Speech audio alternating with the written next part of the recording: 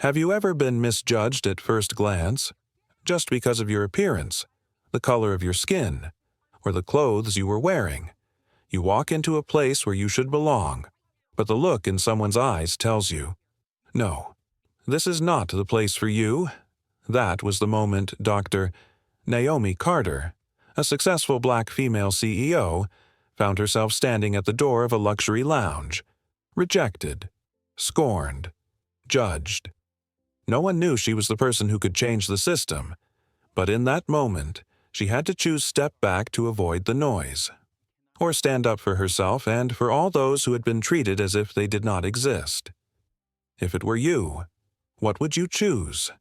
Would you be calm enough not to react emotionally, or would you let the wound follow you for the rest of your life? Today's story will touch on memories that perhaps all of us have experienced. We invite you to step into the powerful journey of a strong woman to see what happened when she returned, with a powerful card that they did not expect. If you believe that justice should be spoken, please like, share, and subscribe to the channel before we begin the story. The morning air inside Denver International Airport had that familiar winter bite, dry, crisp, and edged with the faint scent of snow. It was barely 6:10 a.m., early enough that the terminal lights still felt a little too bright, a little too artificial, as if the day hadn't quite decided to begin. Travelers moved quietly, dragging suitcases in slow, sleepy lines. Dr. Naomi Carter stood among them, hands tucked into the pockets of a simple black hoodie, a soft cotton one she had slept in during the final leg of her trip. Her eyes were tired, rimmed with the dull ache of too many hours awake. She had just stepped off a small aircraft returning from Shiprock, New Mexico, where she'd spent nearly a week meeting with tribal youth for a technology education outreach program. She had spent more time in dusty classrooms and makeshift computer labs than in any hotel room. Most CEOs she knew traveled with assistants. Glamour, tailored looks even on off days. Naomi didn't. She believed in hands-on work. Always had. Her hoodie still smelled faintly of campfire smoke from the night she spent outside with students who wanted to learn how satellites mapped weather patterns. Her shoes had a small smudge of desert clay on the side. She looked like a tired woman on an early flight. Nothing more. And that was exactly the problem. Naomi wasn't just tired. She wasn't just anyone. She was the president and CEO of AeroVision Systems, one of the most influential aviation tech companies in the country, and more importantly for what was about to unfold, she was a board director of Heritage Airlines, the very airline whose VIP lounge she was walking toward now. The irony would have been amusing, if she wasn't this exhausted. She wheeled her modest carry-on through Concourse B toward the Heritage SkyLuxe Lounge, where she planned to take a hot shower, steam her clothes, and prep for the critical meeting she had in a few hours with the Federal Aviation Administration. It wasn't optional. The meeting involved a security vulnerability discovered in a new boarding pass scanning architecture. She was the one leading the discussion. Missing it wasn't an option. And yet, as she approached the gleaming glass entrance of the lounge, she felt a flicker of something she rarely experienced: hesitation. Maybe it was the hoodie. Maybe it was the way people glanced at her. A black woman alone, dressed down, carrying no designer anything. Maybe it was the instinct black professionals learned early: be prepared. For the moment someone assumes you don't belong. She pushed that thought aside. She had earned her space here. She had paid for her first-class ticket. She had a badge, though, tucked away inside her backpack that could open nearly any door in this terminal. Still, she didn't want to pull it out. Not for something so simple. Not for something she should never have to prove. The front desk attendant, a young man in his 20s with sandy hair and a nervous stiffness to his posture, looked up as she approached. His name tag read, Eric. He offered a professional, if slightly tense, smile. "Good morning, ma'am. Can I help you?" "Yes," Naomi said gently. Her voice was soft but carried an unmistakable steadiness. I'm heading in. First-class ticket. She slid the digital pass forward on her phone. Eric didn't lean in to scan it. He looked at her hoodie instead. There it was, that silent flicker in his eyes. Recognition, disbelief, judgment all tangled together. This entrance is for SkyLuxe guests only, he said, motioning toward the sign behind him. I'm aware. Naomi kept her tone even. I'm one of them. Eric hesitated, searching for something, maybe a script, maybe a reason. His eyes dropped again to her hoodie, then to her shoes, then back to her face. You're sure you're in the right place? He asked carefully. A quiet breath left her. It wasn't shock, just a familiar sting. The kind she wished she had stopped feeling years ago. Before she could answer, another voice cut sharply across the counter. Eric, what's going on? A woman stepped forward. Brisk, confident, the kind of person who carried herself like she owned more authority than she truly had. Her name tag read Linda Brooks Supervisor. Her hair was clipped into a tight blonde updo, and she wore a deep blue blazer that seemed to emphasize her rigid posture. She arrived, took one look at Naomi, and her expression hardened into something flat and dismissive. Linda didn't look at the boarding pass, didn't greet her, didn't ask anything. Instead, she said, with the kind of politeness that cuts sharper than any insult, ma'am, the lounge has a dress code. Hoodies and casual loungewear are not permitted. You'll need to find seating elsewhere. Naomi blinked once. Her voice remained calm. I'm not here to stay like this. I need to use the shower room. I'm preparing for a meeting. Linda smiled, a small, patronizing move of her lips. I'm afraid that's not possible. Naomi gave a small, tired nod. Could you at least scan my ticket? No need, Linda replied quickly. I can assure you the rules still apply. Eric shifted uncomfortably, looking between them. Naomi held his gaze a moment longer than she held Linda's. She could see the conflict in him, the part that knew this wasn't right but didn't dare contradict his supervisor. The hallway behind Naomi grew busier with travelers, their footsteps echoing softly across the polished floor.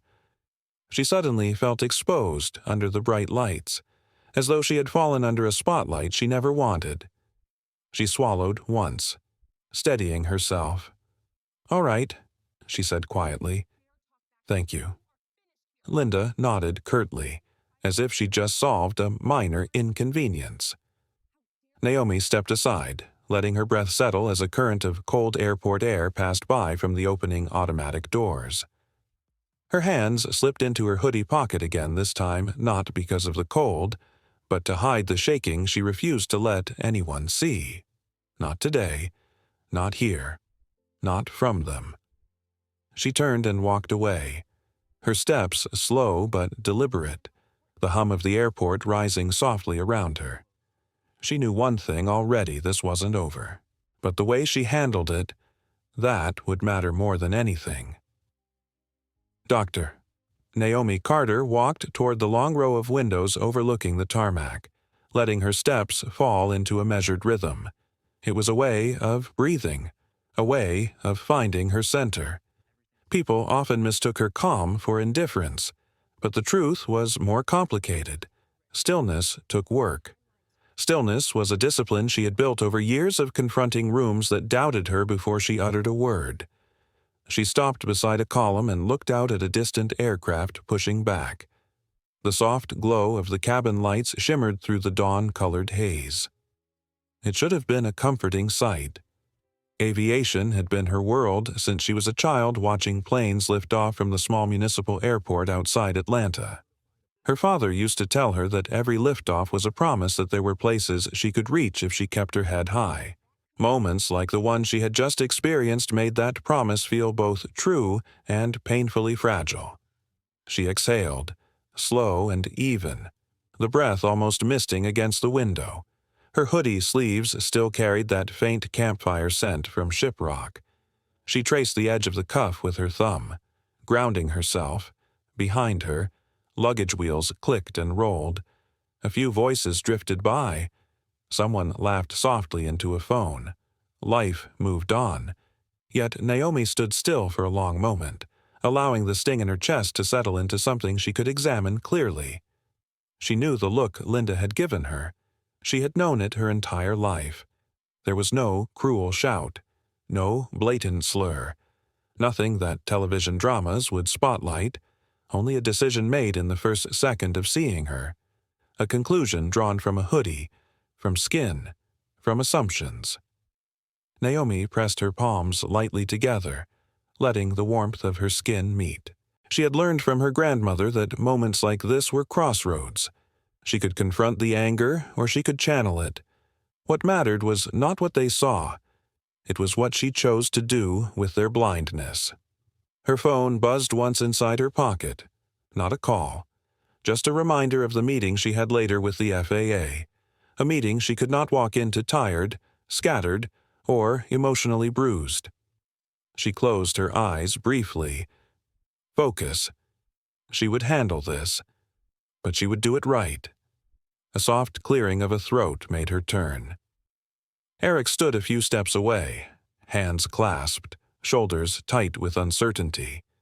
His eyes avoided hers for a moment before he managed to meet her gaze. "Ma'am, Dr. Carter, I just wanted to say." His voice wavered before settling into a low tone. "I'm sorry for how that went back there." Naomi watched him, sensing the honesty in his discomfort. "You didn't make the rules," she said gently. "I still should have scanned your ticket," he replied. "I knew something felt off. But Linda..." He stopped, searching for the right words. "She's very strict. It's hard to contradict her when she's in one of her moods." Naomi nodded. She understood what he wasn't saying. Fear of losing your job can silence even good intentions. "Thank you for saying something," she replied. "That takes courage." Eric looked relieved, though still uneasy. "I didn't mean to disrespect you. I really didn't." "I know," she answered softly. "But moments like these matter. Not just for me. For the next person who walks in after looking a little tired, a little worn, or a little different from what someone expects." Eric's face tightened with realization. "I never want to be the reason someone feels unwelcome like that." He swallowed. "I'm truly sorry." Naomi offered a faint smile meant to reassure rather than dismiss. "We all make mistakes. What matters is what comes after." He nodded once more, then stepped away. Returning to the lounge desk with a heavy expression, Naomi remained still for a moment longer, watching him go. Even in pain, she found room for empathy. It was one of the traits that made her a respected leader, though it sometimes exhausted her more than she admitted. She lifted her phone and opened her contacts. Her thumb hovered over several names before stopping at one. Anthony Reed, General Counsel, Heritage Airlines. Her reflection in the glass caught her eye. A tired woman in a hoodie, standing alone with a decision to make. She straightened slightly. Though the hoodie remained loose around her shoulders, the call connected quickly. Naomi Anthony's voice carried its usual calm. He was a man who rarely sounded surprised by anything. "I need a secure space in the North Terminal Executive Suite," she said. Her tone was steady, not rushed. "And I need access to internal lounge policies. Also, confirmation of the staff on duty at SkyLuxe." Anthony paused only long enough to register the seriousness in her voice. "What happened?" "There was an incident." She kept her words clean, sharp, factual. "I attempted to enter the lounge to prepare for my FAA meeting. I was stopped by the supervisor. My ticket wasn't scanned. A dress code was cited. The treatment was questionable at best." Anthony inhaled sharply. "Understood. I'll initiate an information pull immediately." "Are you all right?" "I'll be fine," she answered, though her body still carried the echo of that unwelcome moment. This needs to be looked at, not emotionally, properly. You'll have everything you need within minutes, he said, and I'll secure a private room in the executive suite. Thank you, Naomi replied. As she lowered the phone, she felt a steadier sense of purpose settle into her. The sting was still present, but now it lived beneath something stronger. Resolve. She wasn't reacting. She was responding. Her grandmother would have approved. Moving away from the window, she wheeled her carry-on through the concourse. Light filtered gently through the high ceiling, illuminating her path toward the escalator. Each step felt more grounded than the last. A family passed her, their toddler pointing at the planes beyond the glass. A young man jogged past with his boarding pass between his teeth as he adjusted his backpack straps. The rhythms of travel wrapped around her in a soft hum. Despite what had happened, the airport remained a place of possibility. She refused to let anyone take that from her. As she entered the corridor leading to the North Terminal, her thoughts shifted inward again. Part of her revisited the hurt, the way Linda's dismissive look had made her feel suddenly erased. Another part challenged that memory, reminding her who she was, a leader, a builder, a woman who had mastered rooms far more intimidating than a lounge desk. She pressed her palm once over her heart, almost in a gesture of reassurance. She had work to do. She had purpose that far outweighed one supervisor's narrow view, yet she also knew this wasn't just one incident. Heritage Airlines had struggled with subtle bias issues during the past year. She had seen the reports. She had voiced concerns during board meetings. Perhaps this moment was a sign of something deeper. Her footsteps softened as she approached the executive suite entrance. The frosted glass doors shimmered with a quiet dignity, contrasting with the cold reception she had received earlier. Naomi inhaled deeply, allowing the steadiness to return fully. She wasn't done. This was only the beginning. And she would meet what came next with clarity, not anger, and with the quiet strength that had carried her from a one-room apartment in Decatur to the highest rooms in aviation. She reached for the door handle, already thinking several steps ahead. Whatever this became, she would face it with the composure that defined her. The quiet inside the North Terminal Executive Suite felt like a different world compared to what had happened earlier. Doctor. Naomi Carter stood just inside the doorway, letting the gentle hum of filtered air settle around her. A receptionist greeted her softly, then pointed her toward the private workroom Anthony had arranged. Naomi thanked her with a slight nod and stepped in. A single window framed a distant corner of the concourse. Planes rested against jet bridges, their outlines softened by the thin winter haze. Naomi set her carry-on beside the table, resting her palm over it for a moment. The tension behind her ribs still lingered, though dulled now by purpose rather than hurt. Before she could sit, a memory surfaced. Linda's voice, that clipped tone, that certainty, a certainty rooted in nothing but assumption. The moment replayed without her permission, each detail sharper than the last. Patricia Monroe's eyes flicking toward her hoodie, Eric's hesitation, people watching as if the situation were routine, as if she truly did not belong. The sting returned, not overwhelming her, but tugging at her in a place she usually kept guarded.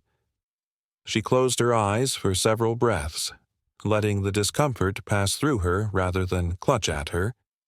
She had taught herself that skill years ago, during boardroom negotiations where she was the only woman of color in the room. That old training served her again. Her phone chimed, a message from Anthony displayed neatly on the screen. Room secured. Pulling complaint history now. Also requesting camera footage and personnel files. She typed a short response. Thank you. I will begin preparing notes. With the device still in her hand, she sat down and let her back ease into the chair.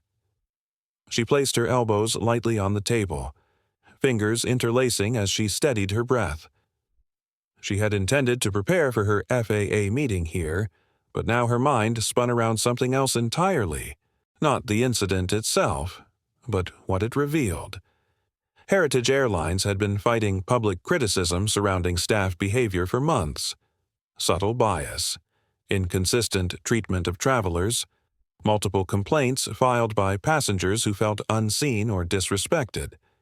Each report was like a pebble dropped into quiet water. None created a wave large enough to force change, yet together they signaled a deeper current. It had been one of the reasons Naomi had pushed for cultural reviews across service locations. Some board members had supported her. Others had gently diverted the conversation toward budget efficiency. She could still hear one of them saying, with a practiced smile, that customer complaints always rose during peak travel seasons and would settle once holiday stress faded. His logic had been neat, tidy, and entirely wrong. Now, here she was, sitting alone in a private room, reflecting on whether she had pressed firmly enough during those earlier discussions. Her fingers tapped once against the table. A soft knock sounded at the door. Naomi lifted her head. A housekeeping attendant stood at the threshold, holding a folded garment bag. A warm professionalism radiated from her. "Dr. Carter," she asked. "Yes, this was delivered for you. Your assistant sent your suit from the main office last night. It arrived an hour ago." "Thank you. Truly." The woman smiled before leaving, closing the door quietly behind her. Naomi lifted the bag and draped it across the back of the chair. The sight of the crisp navy fabric inside steadied her more than she expected. Clothes did not define a person, but there was no denying the role they played in certain environments. It was strange, almost ironic, how something so superficial could change the way a stranger treated her. She ran her hand slowly along the top seam of the garment bag, thoughtful. Her mother had once told her that dignity was not in the outfit but in the posture one carried. Yet even her mother, a woman of immeasurable strength, had faced her own set of dismissals in healthcare settings during her early nursing years. Naomi had grown up hearing those stories whispered late at night when her mother thought she was asleep. She was not asleep. She remembered every detail. The way a supervisor once questioned her mother's credentials. The night a patient's family assumed she was a cleaning aide rather than the RN in charge. The deep exhale her mother never let anyone see. A thread connected those old memories to this new one. Different settings. Same wound. Naomi touched the center of her chest lightly, as if acknowledging that connection. She inhaled and reached for her laptop. She opened a blank document and began typing everything she remembered from the encounter. The words flowed cleanly, confidently.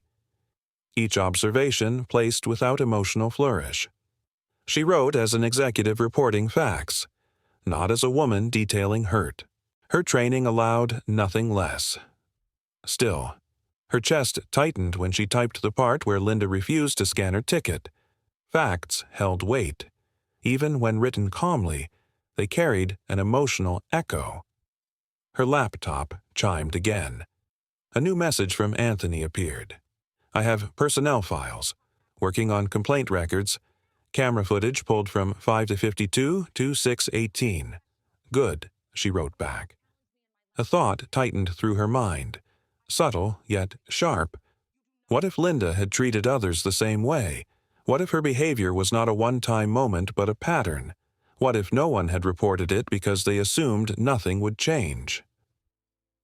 The possibility settled like a cold shadow on the edges of her thoughts. Her phone buzzed again. A second message from Anthony. "One detail you should know. The supervisor this morning has 5 prior behavioral flags." Naomi's jaw set gently. She typed 5 correct. 3 customer complaints, 2 internal notes from staff. Her fingers hovered over the keyboard for a long moment. This was not surprising. Yet the confirmation delivered a heavier truth. The system had seen these flags and still kept Linda in that role. Her pulse slowed, grounding her. She closed the laptop carefully.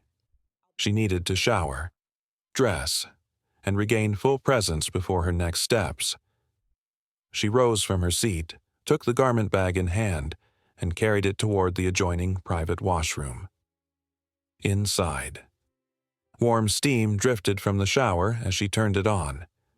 She set her suit on a rack and touched the fabric once more, imagining how different she would look walking back through that lounge. She imagined the shift in posture from those who had dismissed her earlier. But this was not about punishment.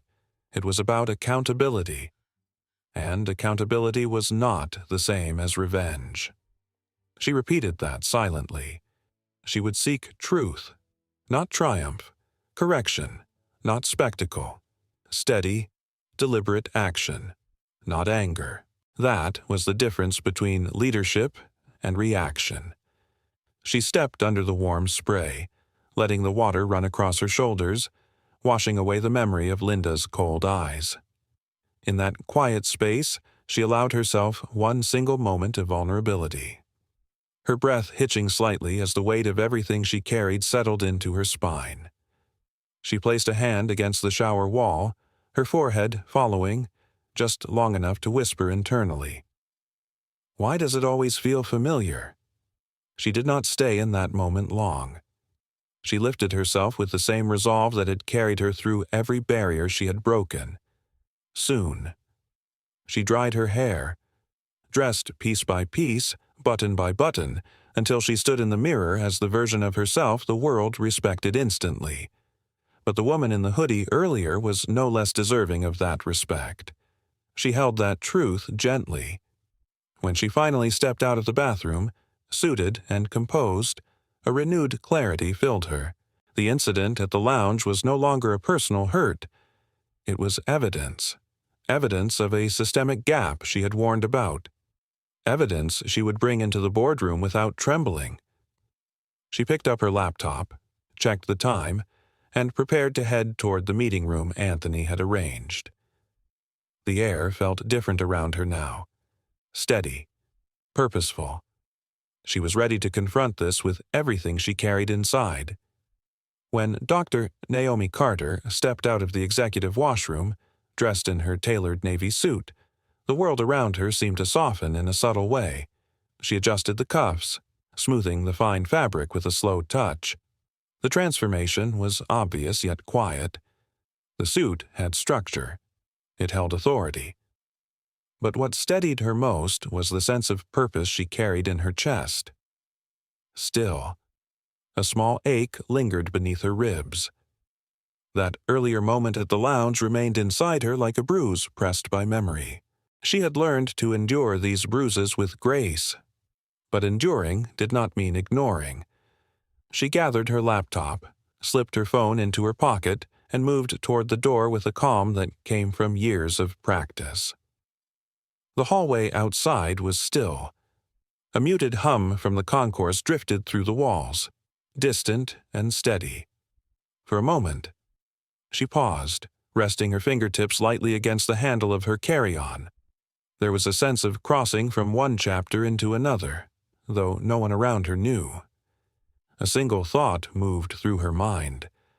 Hold steady, one breath at a time. She walked toward the exit of the executive suite, her heels tapping a measured rhythm against the floor. Each step seemed to echo gently in the quiet corridor. She passed a large framed photograph of the Rocky Mountains, peaks glowing with soft winter light. She halted briefly before it, letting her gaze rest on the snow-covered ridges. She often stopped at photographs like this. Her work demanded structure, logic, and solutions, but nature reminded her of balance. Mountains endured storms and seasons, standing not because they were unbreakable, but because they yielded only to the forces that shaped them carefully over time. She felt her grandmother's voice in the back of her thoughts, a voice she carried with her everywhere, a voice that had told her countless times that dignity was not loud, Dignity was a quiet spine that refused to bend even when others tried to diminish it, Naomi whispered within herself. As if speaking to that memory, I am all right. I will handle this. She took one more steadying breath before walking toward the escalator that would lead her through the concourse again. The motion of the steps rising felt almost ceremonial, lifting her upward while the airport's sounds grew clearer. When she reached the top, the terminal stretched before her, a blend of movement, quiet conversations, and rolling luggage.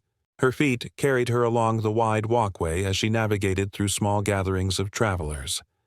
She passed a couple sharing a thermos of coffee, a pilot checking his watch while adjusting his cap, a young woman cradling a baby against her chest. Each moment she observed grounded her further. The incident was painful. It was unacceptable. But it was not her entire world. She reminded herself of that truth carefully. Without warning, emotion rose again. Not anger, but something more tender. A kind of tired sorrow that lived beneath her resilience.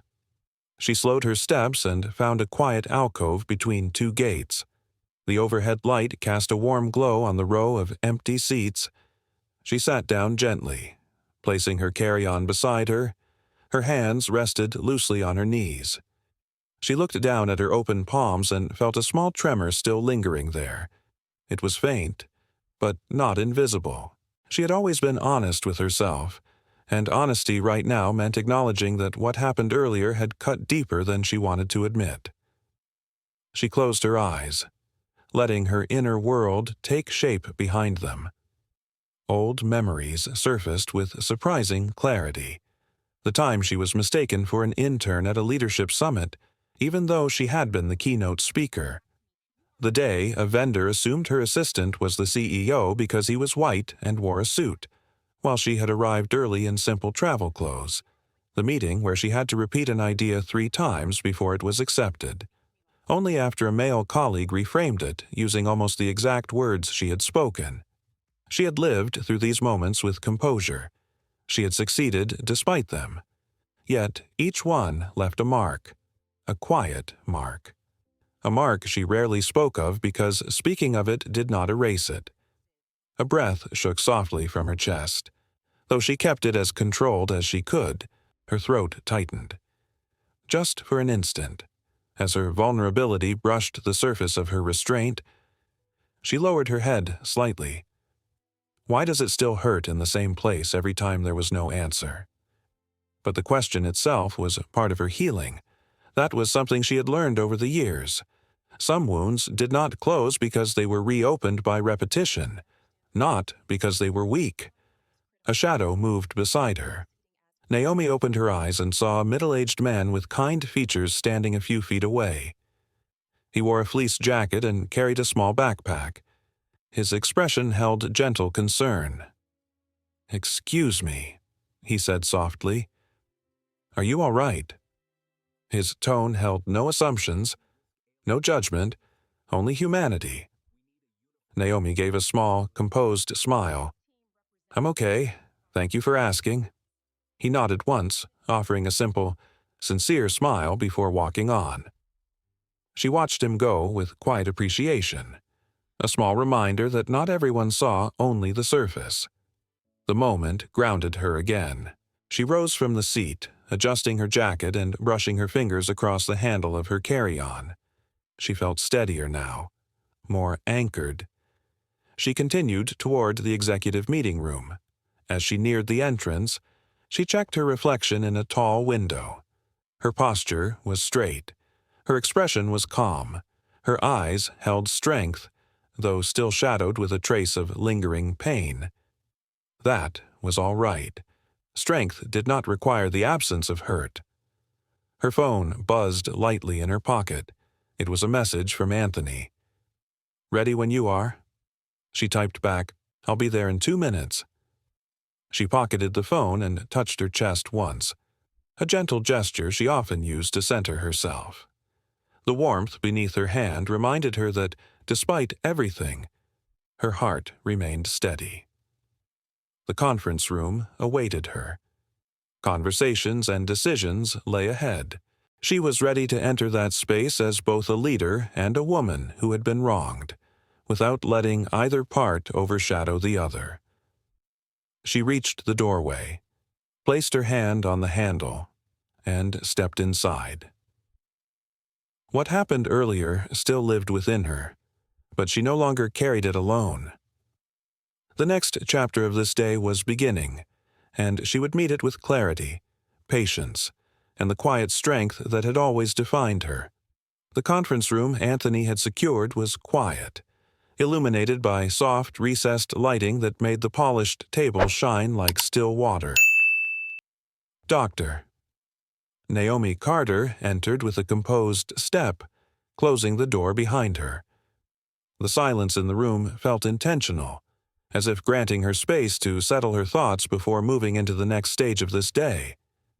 She placed her laptop on the table, opened it slowly, and prepared to gather the documents she needed. The incident earlier had left a mark that had not yet faded, but purpose had overtaken the sting. She knew herself well. Whenever hurt intertwined with duty, her mind grew sharper, not softer. Her phone vibrated gently in her pocket. Without checking the screen, she sensed who it was. Anthony never called unnecessarily. He was a man who valued precision in all things, especially communication. She tapped the accept button and held the phone close. "Naomi," he said, his tone steady. "I have some updates for you. I'm listening." There was a rustle of papers on his end, along with muffled footsteps that suggested he was moving through his office. Anthony's voice remained calm, though she detected a thread of concern beneath it. "I reviewed the personnel files for the staff on duty at SkyLuxe. The supervisor you interacted with, Linda Brooks, has accumulated 5 behavioral flags during her tenure."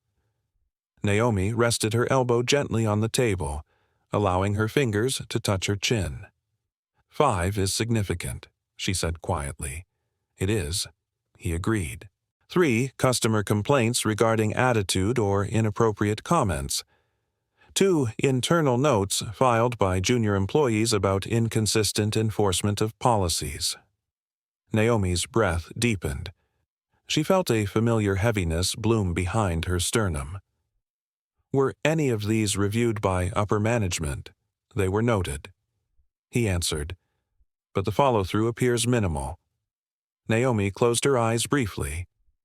"Minimal is a generous description." He hesitated before speaking again. "I know how this must feel." Her gaze lowered toward the polished table, and she saw her reflection staring back. Composed, focused, yet carrying quiet disappointment. "I've seen this pattern in several service areas," she said. "It's not new, but experiencing it personally is different." "I understand," Anthony replied, his voice softening. "I'm sorry that it happened, and I want you to know I'm taking this seriously." "I appreciate that," Naomi said. The silence between them stretched for several seconds. Not uncomfortable, just contemplative. Naomi inhaled slowly. "Is the camera footage available?" "Yes," he replied. "I already requested the file. I should have access shortly. When I do, I'll forward it to you. Thank you." Another pause followed. Then Anthony asked carefully, "What would you like to do next?" Naomi leaned back slightly. Her mind was working through a series of decisions, each one branching from the last. She felt the familiar pressure of responsibility settle onto her shoulders, but she welcomed it. Leadership had never been a light mantle, but it was one she carried willingly. "I want to gather all available information before deciding anything," she said. "I'll need a log of previous incidents at that lounge, not just the ones filed against Linda. Any record of first-class passengers being denied entry without proper verification, any discrepancies in enforcement of dress code, I can compile that. And I want to review the training materials for customer-facing staff." Of course. Naomi let out a quiet breath, her thoughts circling back to the moment she stood outside the lounge, feeling the eyes of strangers on her. That familiar ache nudged her, but she managed to keep her tone steady. This has to be addressed through the proper channels, not handled out of emotion. That's why I called. Anthony said, "You always approach these things with reason. You don't jump to conclusions. That's something I trust." She appreciated the reassurance more than she expected. "I just want fairness," she replied. "I know," he said gently. They spoke for several more minutes, working through logistical details. When the call ended, Naomi sat in silence, allowing her breath to settle into a calm rhythm again, her hands folded neatly on the table. Her eyes lifted to the window. She could see the movement of travelers passing by, some in groups, others alone, people carrying burdens of their own, people unaware that the woman watching them from behind the glass had spent years trying to help build safer airways for everyone. Her shoulders softened slightly. She stood, walked toward the window, and placed her palm against its cool surface. The world outside blurred faintly due to the thin reflective layer on the glass. She found herself whispering almost inaudibly, "I want to believe we can do better." A memory rose again. The first time she had stepped onto the campus of the graduate school where she earned her doctorate. She wore a worn jacket and carried a bag borrowed from a neighbor. A professor had mistaken her for a delivery worker. She remembered the brief sting, followed by the decision she'd made that same day she would survive, succeed, and then ensure the path was different for those who came after her. She had accomplished much of that. Yet moments like the one at the lounge reminded her that some patterns had not shifted nearly enough. A knock at the conference room door interrupted her thoughts. Naomi turned, smoothing her expression into a composed welcome. A member of the executive suite staff stood outside holding a small tray. "Dr. Carter," the woman said politely. "Complimentary tea was sent up for you. Would you like it placed here?" "Yes," Naomi replied. "Thank you." The tea was set gently on the corner of the table. The woman walked out with soft footsteps. Naomi approached the cup, inhaling the calming scent. "Chamomile?" She smiled faintly. She sat again, letting the warmth from the cup settle into her palms. She lifted it, taking a slow sip. The comfort it offered surprised her. Perhaps she needed it more than she realized. Her phone buzzed. A message from Anthony appeared. Footage ready. Sending it now. She opened the secure link. The video began with the lounge entrance captured from a wide angle. There she was. Visible in the grainy clarity the hoodie, the carry-on, the exhaustion in her posture. She watched the interaction unfold again, this time from a distance. She saw Linda's expression sharpen before a single word was exchanged. She saw Eric hesitate. She saw patrons observing with varying degrees of curiosity. Watching herself experience the moment from outside her own perspective was strangely grounding, painful, but clarifying. She let the video play without interruption until the moment she walked away. Her figure moved through the frame, shoulders squared yet heavy. The sight stirred something gentle within her. Compassion for herself, perhaps. A recognition that even the strongest people deserved grace. She closed the video, inhaled slowly, and reached for her laptop. She was ready to write her formal report. Not a complaint, a record of events. Precise, clear, professional.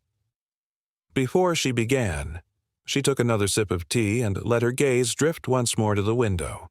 The airport outside glowed with soft light, travelers weaving through it like threads in a tapestry of routine and possibility. She felt steady again. The path ahead would be difficult, but she was prepared. "Doctor," Naomi Carter leaned back slightly in her chair, the steam from the cup of chamomile still curling in soft threads above the surface. The quiet of the conference room wrapped around her like a thin blanket, giving her space to think through the weight of everything she had gathered. Her laptop screen glowed steadily, the cursor blinking in a patient rhythm, waiting for her next move. She took another sip of her tea before setting the cup gently onto its saucer. The warmth lingered in her chest, though her mind remained sharply focused. The incident itself was simple on the surface, but every detail reflected deeper fractures within the airline's service culture. Fractures she had tried to address long before today. Her phone vibrated once. A message from Anthony appeared again. Board chair available before the FAA session. He asked if you want a private call. Naomi stared at the text for a moment, her breath steady. The board chair, Samuel Whitford, rarely made unscheduled requests. He preferred structure, pre-planned meetings, and well-prepared agendas. If he wanted to speak with her now, it meant he sensed the tremor beneath the surface. She typed back, "Yes, send him the link." A few moments passed before the screen of her laptop flickered and Samuel appeared. His background showed the familiar interior of his home office, a place she had seen during countless virtual briefings. "Naomi," he began, his voice carrying a calm authority shaped by decades in leadership. "I hear you had a situation." His phrasing was gentle, but she sensed the concern beneath it. She gave him a respectful nod. "Yes. I wanted you to hear the details from me directly, not from a filtered version. I appreciate that." She spoke clearly, carefully, walking him through everything: Linda's refusal to scan her ticket, the assumption that she did not belong, the tone, the dismissiveness, the failure of procedure. She did not heighten any detail, nor did she bury any part of it. She explained the facts like a surgeon laying out symptoms before a diagnosis. Samuel listened with a seriousness that never wavered. When she finished, his expression tightened, not in anger, but in the unmistakable recognition that something fundamental had gone wrong. "No one on our board, no executive of your stature, should ever experience that," he said slowly. "But this isn't about rank. This is about basic respect." "I agree," Naomi replied quietly.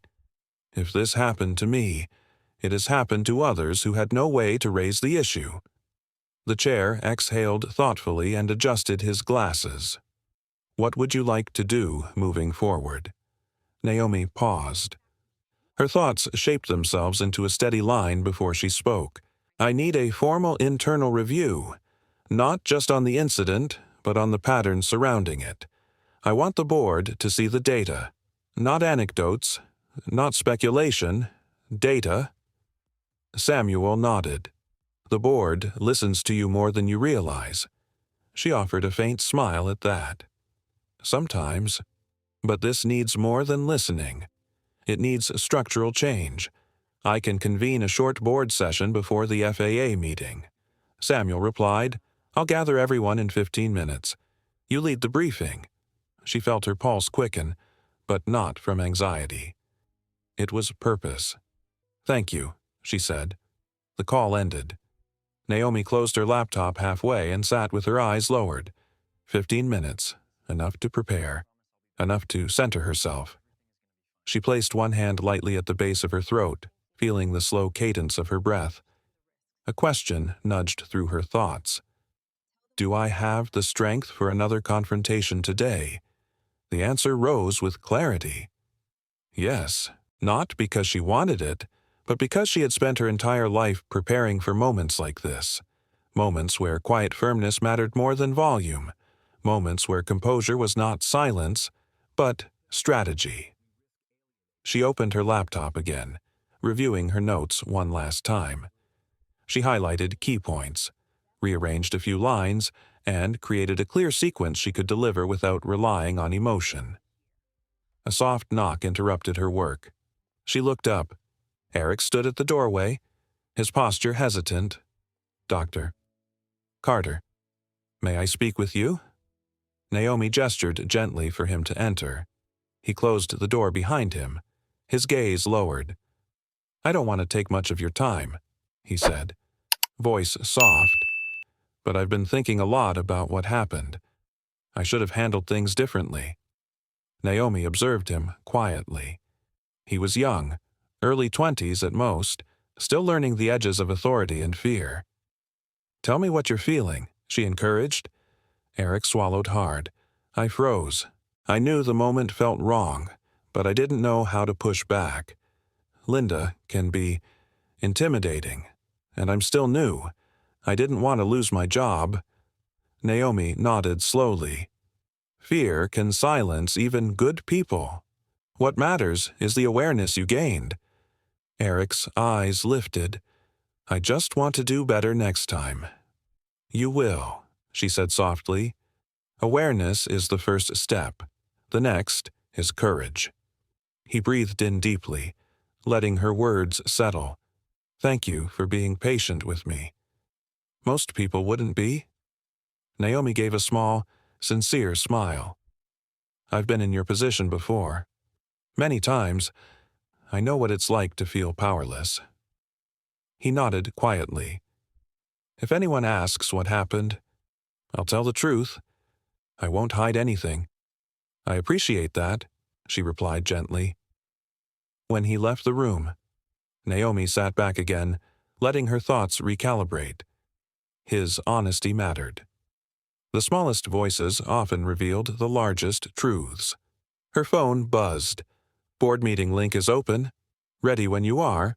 She closed her eyes briefly, allowing her breath to even out.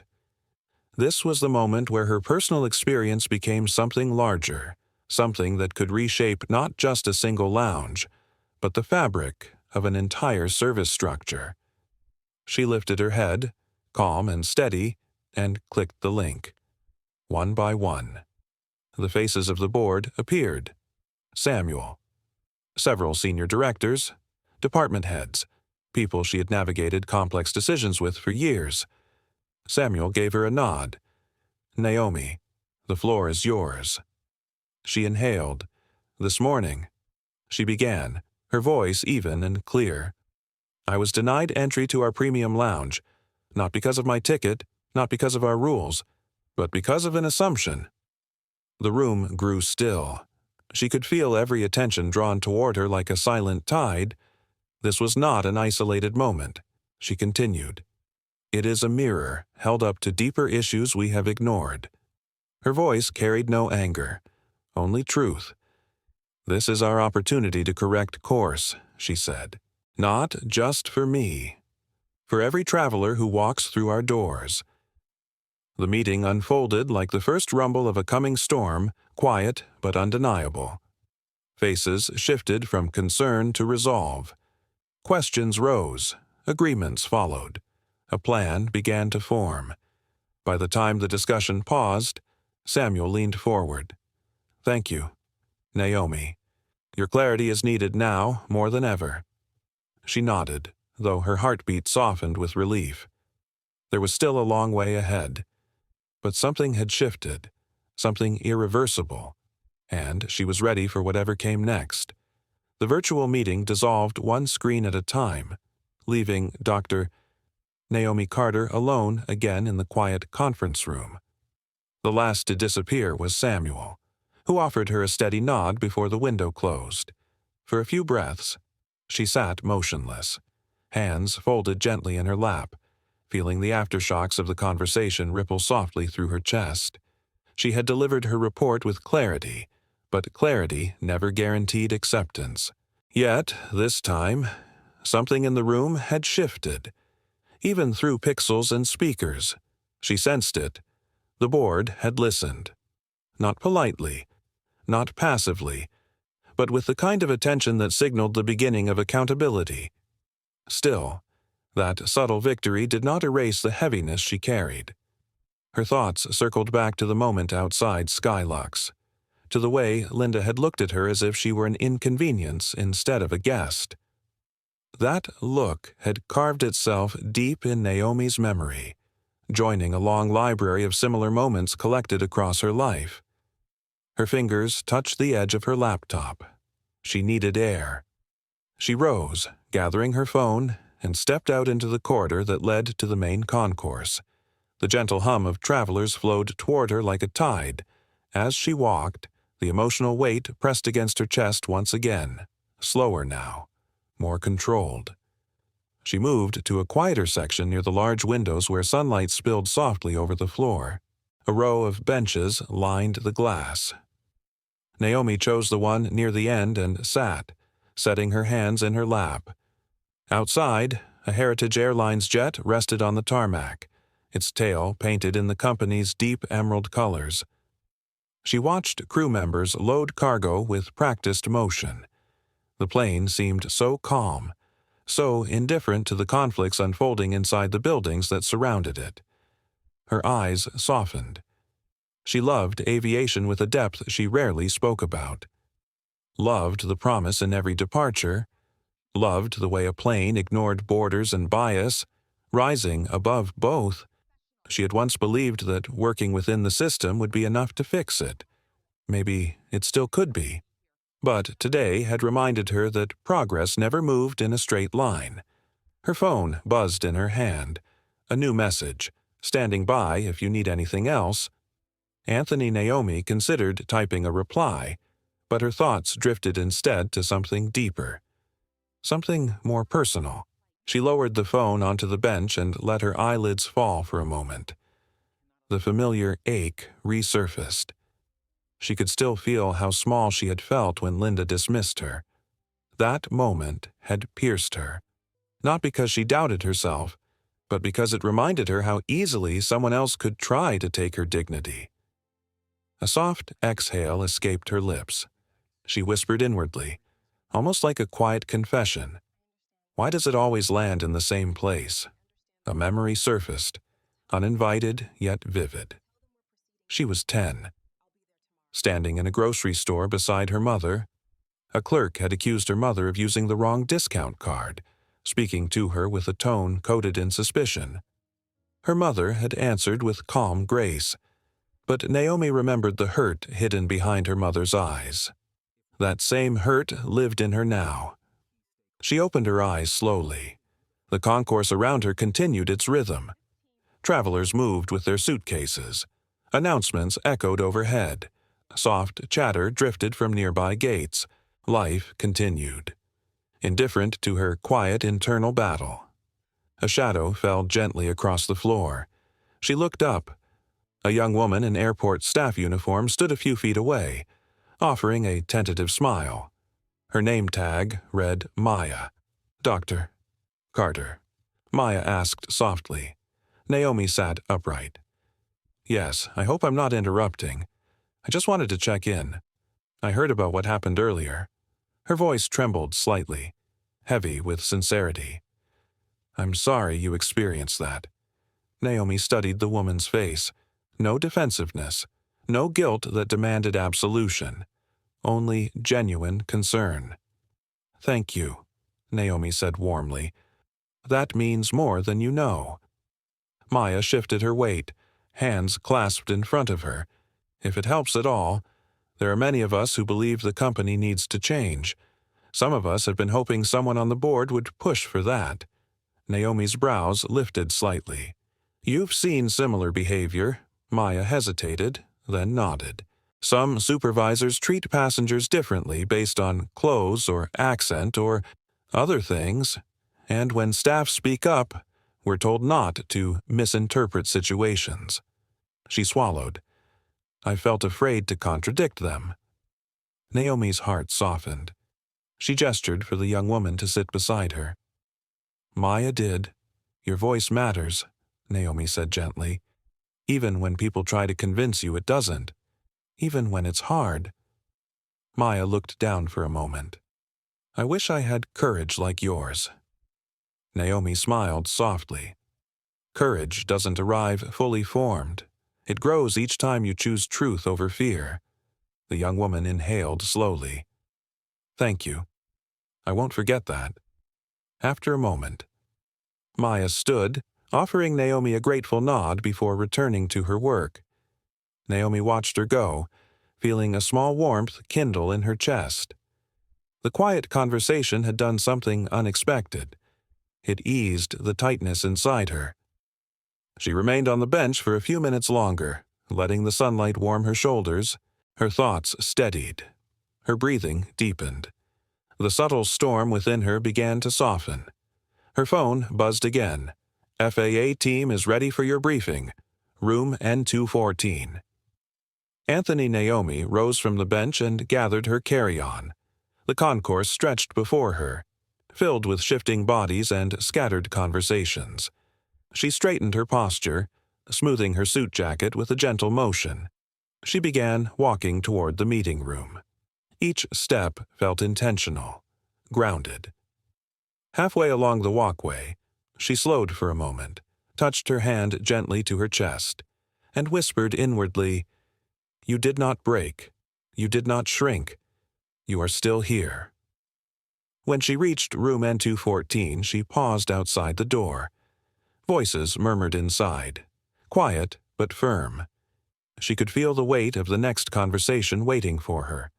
She lifted her chin, allowed her breathing to settle into a slow cadence, and opened the door. The FAA team turned toward her. Anthony stood near the table, offering her a reassuring nod. Naomi stepped inside with calm confidence. Whatever came next, she would face it with the same quiet strength she had carried her entire life. The door to room N214 closed quietly behind Dr. Naomi Carter, sealing her inside a space filled with a subtle hum of anticipation. The room was modest, furnished with a long table, several high-backed chairs, and a digital screen that displayed the FAA logo. Two agency officials sat at the far end of the table, arranging their documents with careful precision. Anthony Reed stood near a side counter, reviewing notes on his tablet. When Naomi stepped forward, the officials rose. "Dr. Carter." The older of the two greeted her, his tone professional but warm. "Thank you for meeting with us." She returned the greeting with a composed nod. "Thank you for your time." Anthony moved to pull out a chair for her, a small gesture that carried a quiet respect. She sat, placing her laptop on the table, aware of every movement around her. The air in the room held a stillness that reminded her of the moments just before a storm, when the world seemed to hold its breath. The older official adjusted his glasses. "We were told you experienced an incident this morning.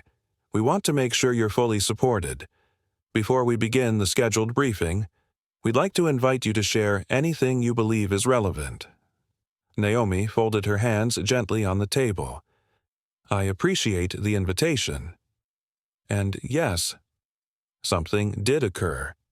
It connects not only to my personal experience, but to an operational issue I believe affects our customer-facing procedures." She chose her words carefully, speaking with the steady cadence she used during high-level negotiations.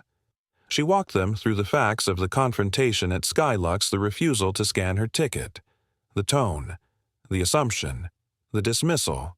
She kept her voice even, never once letting emotion obscure the clarity of what she described. While she spoke, the younger FAA official's expression shifted gradually from curiosity to discomfort to something like concern. He tapped a few notes on his tablet, but mostly he listened with undivided attention. When she finished, silence expanded through the room. Anthony's posture was tight but respectful, his eyes lowered in quiet solidarity. The older FAA official exhaled slowly. "Dr. Carter, I'm deeply sorry for what you went through. You've handled this with far more grace than many could manage."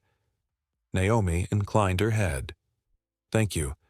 I don't want sympathy. I want structural accountability." "And you'll have our full support," he replied. "Heritage Airlines has a responsibility to uphold equal treatment. What you've shared is serious." The younger official leaned forward slightly. "Do you believe the issue is limited to this one employee, or something broader?" Naomi met his question with thoughtful honesty. Broader. Much broader. One employee reflects the system that shaped them. The room absorbed her words. Anthony stepped in then, his tone measured. We've begun gathering internal logs, staff histories, and policy inconsistencies. Once the full picture is assembled, I'll share the findings formally. The officials nodded, encouraged by the transparency. After a moment, the older official straightened. Before we begin the regulatory review, I'd like to ask you something personal, if that's all right. Naomi looked at him directly. Of course. Why did you choose to handle this calmly? He asked. You had every right to escalate it immediately. Her breath flowed out gently, the question settling deep within her. She let her gaze fall to her hands for a moment, studying the curve of her fingers, the slight tension there. Because I've learned, she said quietly, that anger drains me faster than confrontation. And because I've spent my entire life fighting battles I didn't start, I choose my footing carefully now. She lifted her gaze again. Calm doesn't mean untouched, she said softly. It just means I've learned where my strength lives. Something in her voice made the younger official shift in his chair, as if her words had unsettled something he hadn't expected to feel. The older official nodded slowly. Thank you for sharing that. It's a privilege to hear. She acknowledged his kindness with a small, sincere nod. They moved into the scheduled FAA briefing, then shifted on to aviation topics, regulatory compliance, safety metrics, risk management. Naomi shifted gears with professional ease, guiding the conversation as she always did with clarity and precision. But beneath her focused tone, something more subtle was happening. She felt herself reclaiming ground. Every chart she explained, every procedure she articulated, every recommendation she delivered these moments rebuilt the dignity torn earlier. They reminded her of who she was, what she had earned, what she commanded in rooms like this. Near the end of the briefing, Anthony spoke up. I'll schedule a follow-up once our internal audit is underway. We want you both to see the results. The older official nodded. We appreciate that level of transparency. The younger one added, and Dr. Carter, if you need any documentation or records from our end to support your internal review, just say the word. Thank you, Naomi replied.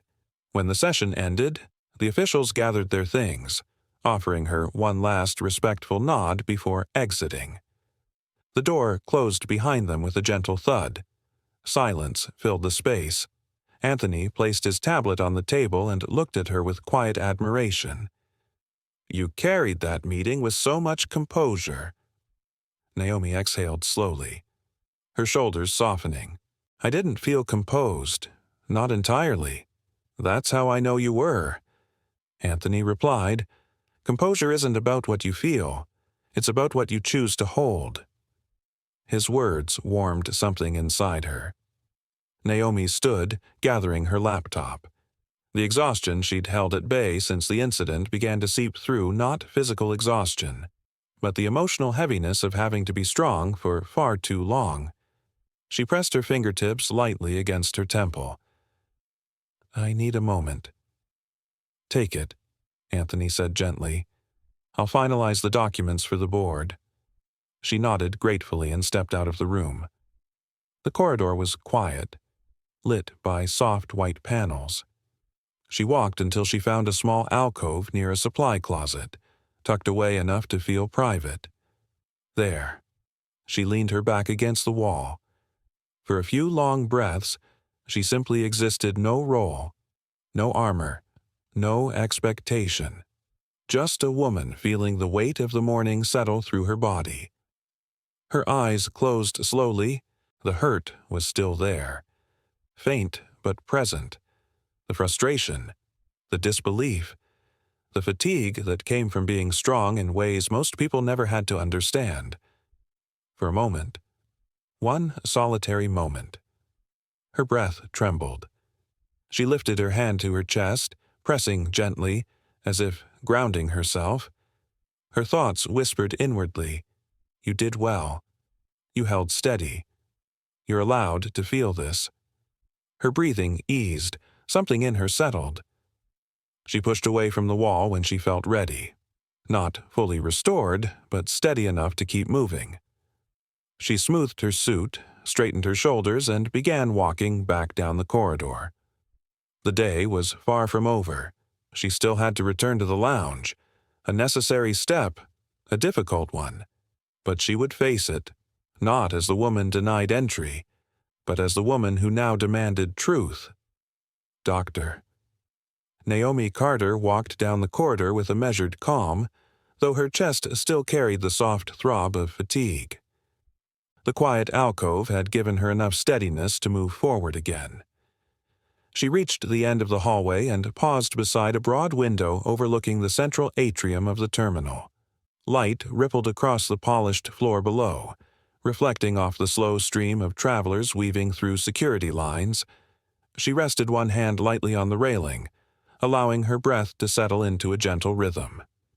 The FAA meeting had gone better than she expected. The board had listened. Anthony stood firmly beside her. Maya's sincerity had touched something raw but healing inside her, small anchors in an otherwise turbulent day. Yet she knew the next step would not be simple.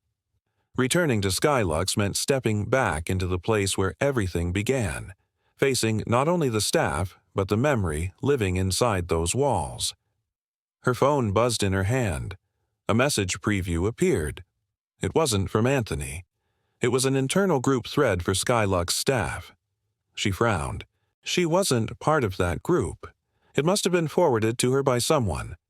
The sender was hidden behind a generic label, forwarded anonymously. She opened it.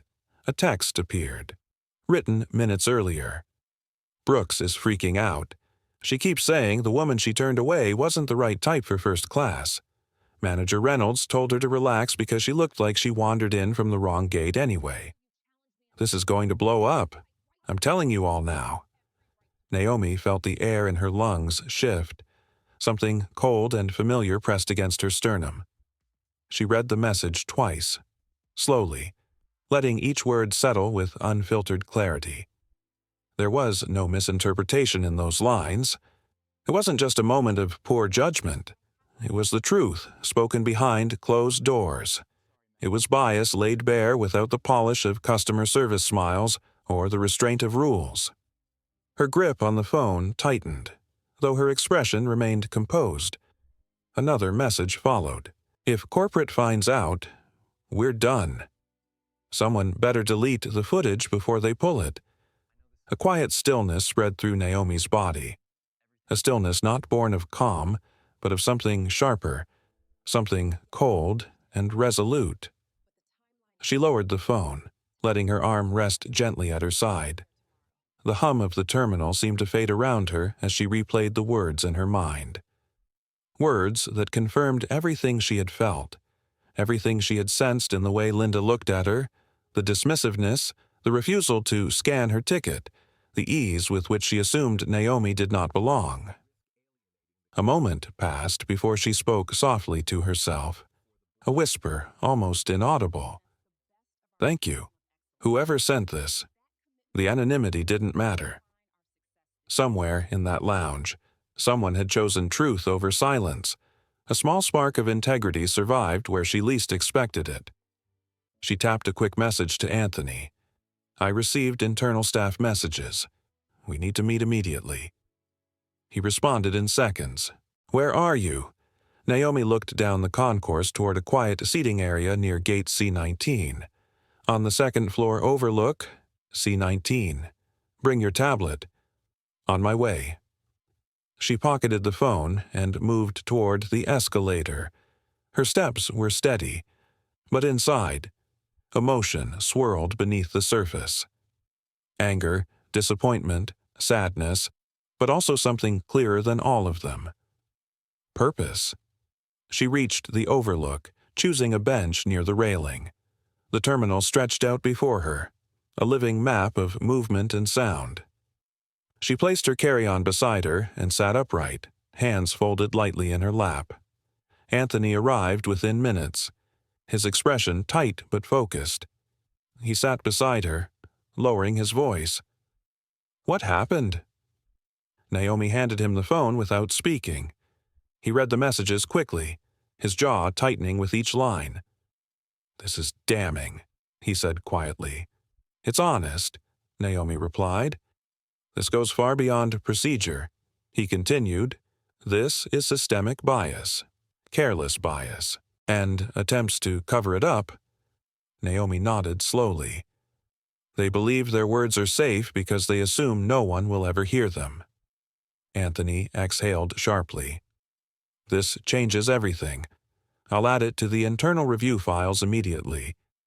"Not yet," Naomi said gently. Anthony turned to her, brow raised. "Not yet." She looked at the concourse below, her gaze thoughtful.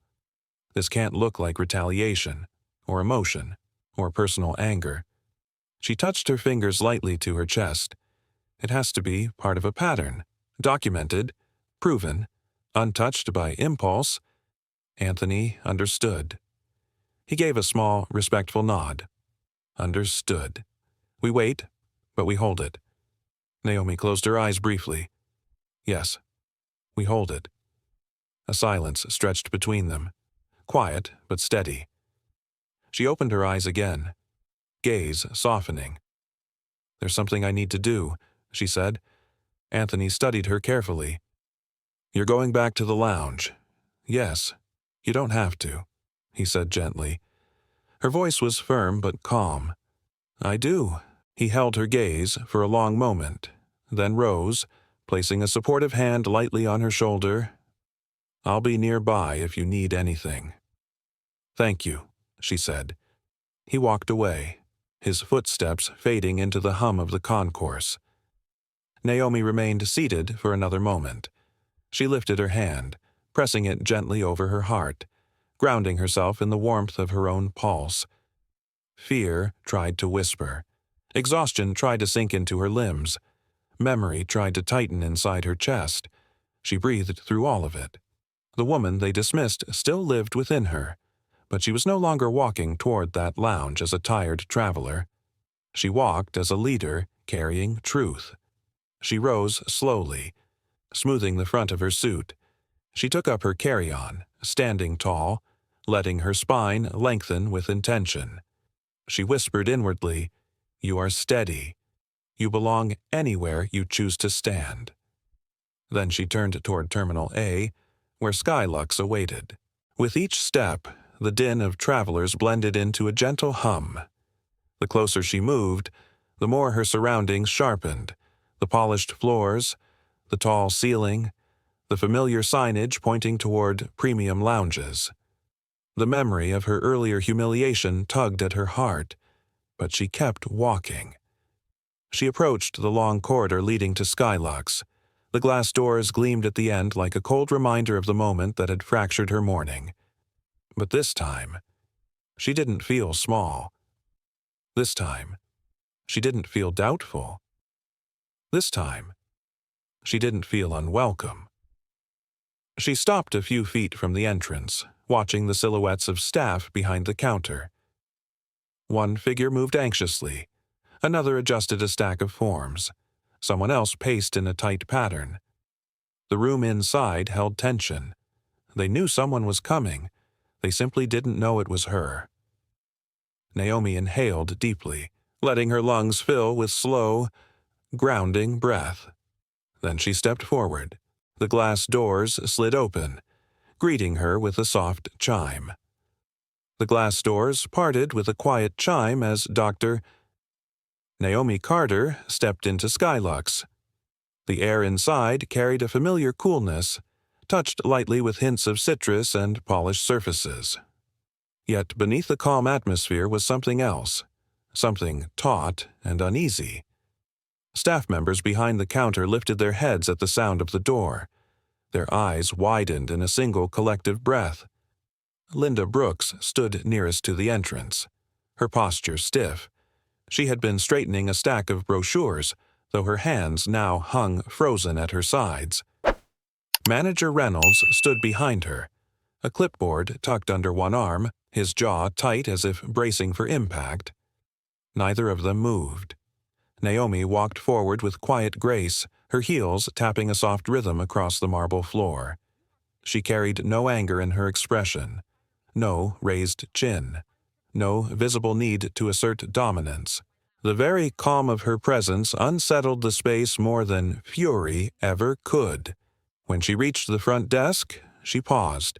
The stillness around her felt almost fragile, as if a single misplaced word could cause something to crack. Linda tried to speak first, but her voice caught in her throat. The sound that emerged was thin, unraveling before forming a complete sentence. Dr. Carter.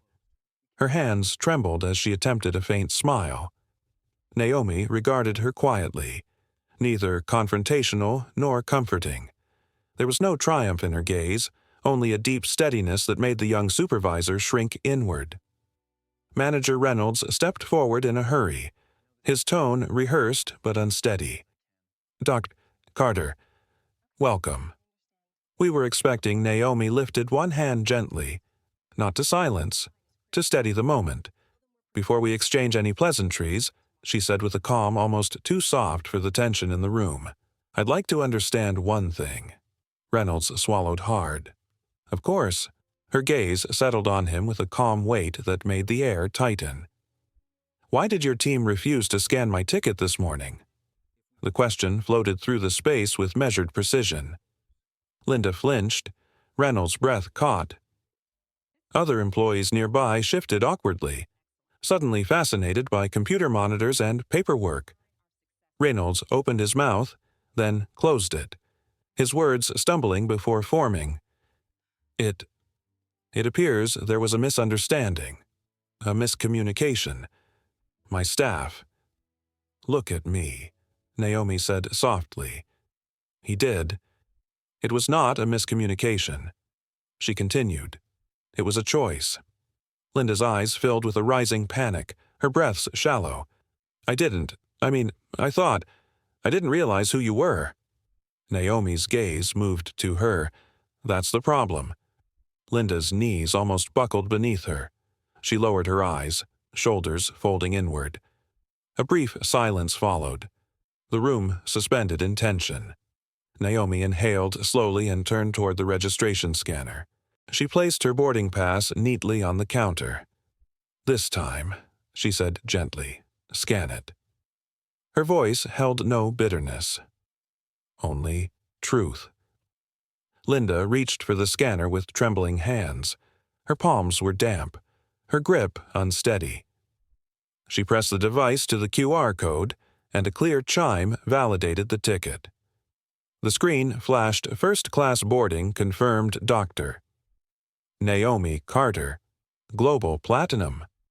The entire counter seemed to shrink at the sight of her name coupled with her title. The truth they had refused to believe earlier now glowed across the terminal monitor like a quiet indictment. Naomi retrieved the boarding pass, sliding it into her suit pocket. Thank you, she said. Linda looked ready to cry. Reynolds attempted to recover control of the situation. Dr. Carter.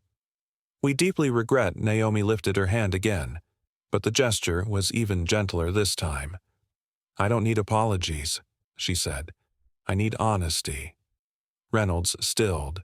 I received internal messages, she continued, her voice soft yet leaving no room for evasion. Messages sent between staff members after the incident. Reynolds' eyes widened. Linda gasped, her hand flying to her mouth. Naomi watched their reactions with a quiet, disciplined calm. I know what was said. I know how you referred to me. I know your assumptions. I know the attempts to hide your behavior. She paused, letting the truth settle. I'm not here to punish you. That is not my job. But what you said tells me something about this environment, and it confirms what our passengers have been reporting for years. Linda sank into her chair, her face drained of color. Reynolds' voice shook. Dr. Carter, please let us explain. I've already heard enough, Naomi replied kindly, not cruelly. This is no longer a conversation between you and me. It is a matter for internal review." Reynolds lowered his gaze, acknowledging the inevitable. She turned slightly, scanning the lounge interior. Travelers lounged quietly in soft chairs. A few glanced her way, sensing that something significant was unfolding but not understanding its meaning. Naomi saw beyond the furnishings, beyond the polished stone and elegant fixtures. She saw the culture embedded inside the walls, a culture that needed change. She turned back to the staff. "I will speak with the board again shortly. This facility will be under review." Reynolds nodded, shoulders sagging. He attempted professionalism, but the tremor in his posture betrayed him. Naomi softened her tone. "What happens next is not my decision, but I hope each of you reflects on how easily dignity can be damaged when judgment replaces empathy." Linda's eyes filled with tears. Her voice cracked. "I'm sorry. I never meant intention," Naomi replied gently. "Does not erase impact." Linda broke down silently, tears falling onto the countertop. She covered her mouth, unable to speak another word. Naomi stepped aside to give her space. She did not revel in the woman's distress. Nothing about this moment brought satisfaction. It only underscored the weight of everything she had been carrying since the morning. She moved farther into the lounge, choosing a seat near the large windows overlooking the runway. The staff watched her with a mix of fear and gratitude, though none dared approach her now. The atmosphere in the room shifted noticeably quieter, more cautious, almost reverent. She placed her carry-on beside her and sat with a slow, grounding breath. This was the same lounge she had been denied entrance to just hours before, yet the entire landscape of power had shifted. Still, she felt no triumph, only a quiet ache, and a hope that what happened today would echo beyond this room. Her phone buzzed softly beside her. A message from Anthony. "Everything ready on my end. When you are finished at SkyLuxe, meet me in the executive wing." Naomi typed back, "I'll join you soon." She placed the phone face down and looked out the tall windows. A jet rolled slowly across the tarmac, sunlight glinting against its wings.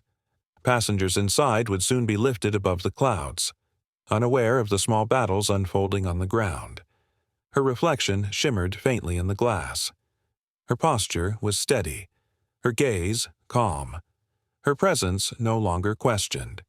She whispered inwardly, "This is the beginning of change." "Doctor?"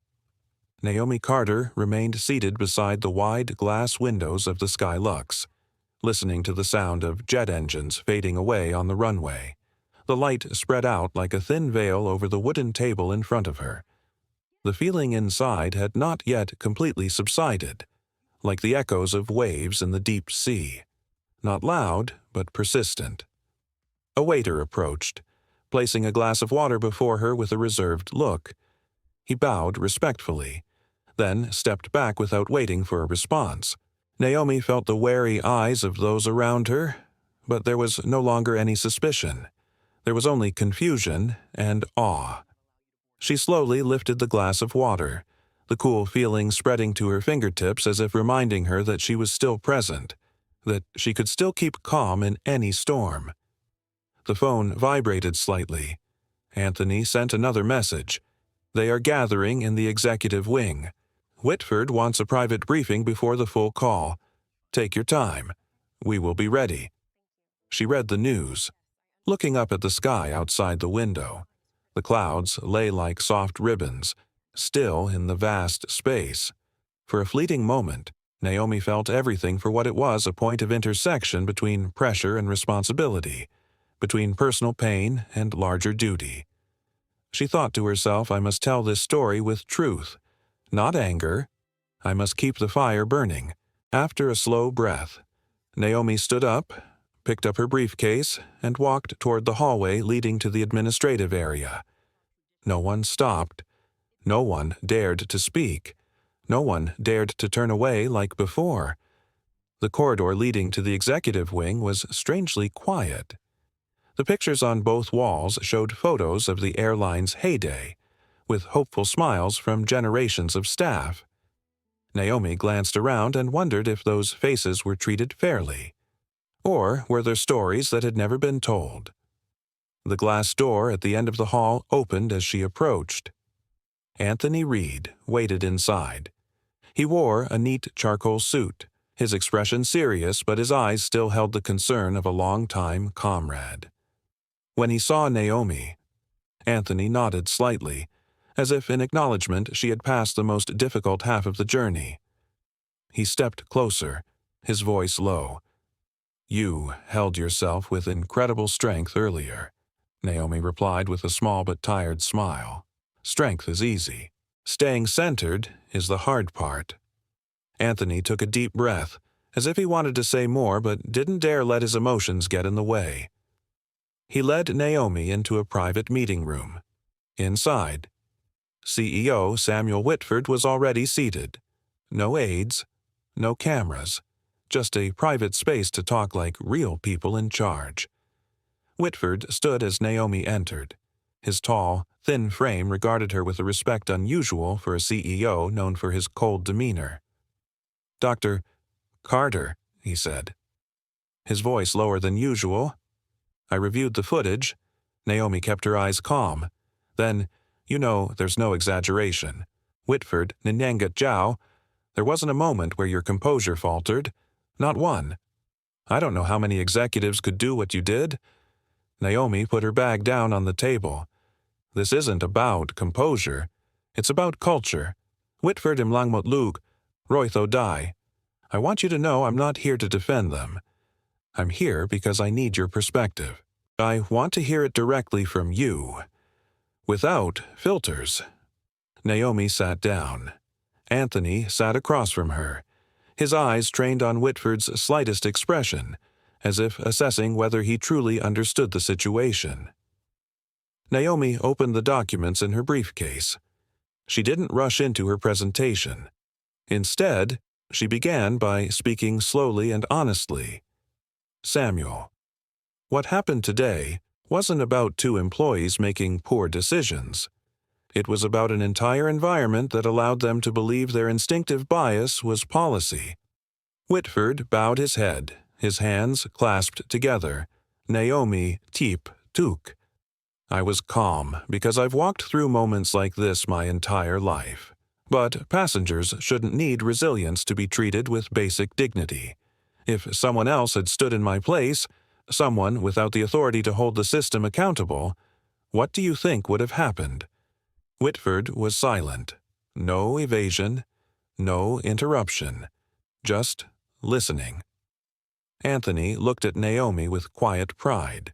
He knew that every word she spoke came not just from the experience of a black CEO, but from the countless anonymous people who had suffered without being able to speak. Naomi opened the document, gently pulling a page forward. "This is not a report. It's a map, a blueprint of what needs to change." Whitford looked at her intently. "Naomi Ngangyang Ngoy, Gyeong Tram Nhang Ru. I am proposing a complete rebuild of frontline training. Not a seminar, not a slideshow, a full transformative program, with simulations, with real case reviews, with accountability built into every level." She put the paper down on the table. "When I was in the guest seat, I was rejected. When I wore the leadership badge, people bowed their heads. Those two opposite reactions cannot exist in the same organization." Whitford raised his eyes, revealing his first real, though carefully controlled, emotion. "You're right, the contrast is unacceptable. Naomi tip tuk, nhung gyong ko mem hun. No one wakes up wanting to discriminate, but people do follow the signals around them. If the system rewards gatekeeping, they will guard doors. If the system rewards empathy, they will open them." Anthony nodded slightly, agreeing with every word. Naomi Ket lay. "So I'm asking for your support. Not as a CEO to a board member, But as someone who understands the weight of representation, we can turn this into a model for the entire industry. If we do this right, this will not be remembered as a scandal. It will be remembered as a turning point. Whitford took a deep breath and stood.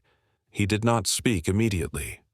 He walked around the table, stood in front of Naomi, and placed his hands on the arms of his chair. Dr. Carter, Ong Noi, Gyong Kan Lee, you have my full support. Whatever you design, whatever you implement, the company will stand behind it. Naomi felt a weight in her heart shift. Not disappear, but change shape. Like a silent door opening. She nodded. Then we begin today. Anthony smiled, a rare smile that held a hint of relief. Whitford nin ka he. There is one more thing. Ong Noi, I want you to present this initiative yourself in front of the full executive council. The message has to come from your voice. Naomi was silent for a beat. Then she nodded. I will. In that moment, the room seemed to relax. The tension in the air was gone, and it felt deeper, like a silent but powerful commitment. Outside, a plane was tilting its nose up toward the runway, preparing to take off. Naomi watched through the window behind Whitford, watching its movement. It was a reminder that change doesn't always come with a bang. It starts quietly, but when it takes off, its power can lift the entire system to new heights. When the meeting ended, Naomi stood up, closed her bag, and walked toward the door. Her steps were light but full of determination. She knows there's still more work to do, more conversations to have, more people to see than they've ever seen. But at least the direction the company is taking today has changed. And that change is rooted in the honest experience of one woman who was stopped in a doorway. Now the door is open, and she will open many more doors. Dr. Naomi Carter walked out of the conference room with Anthony Reed feeling both heavy and light. Heavy because she knew the road ahead would be more than just symbolic, but a long battle. Light because she finally had the support she needed to turn her grief into a comprehensive program of change. Anthony walked beside her, saying nothing for a moment.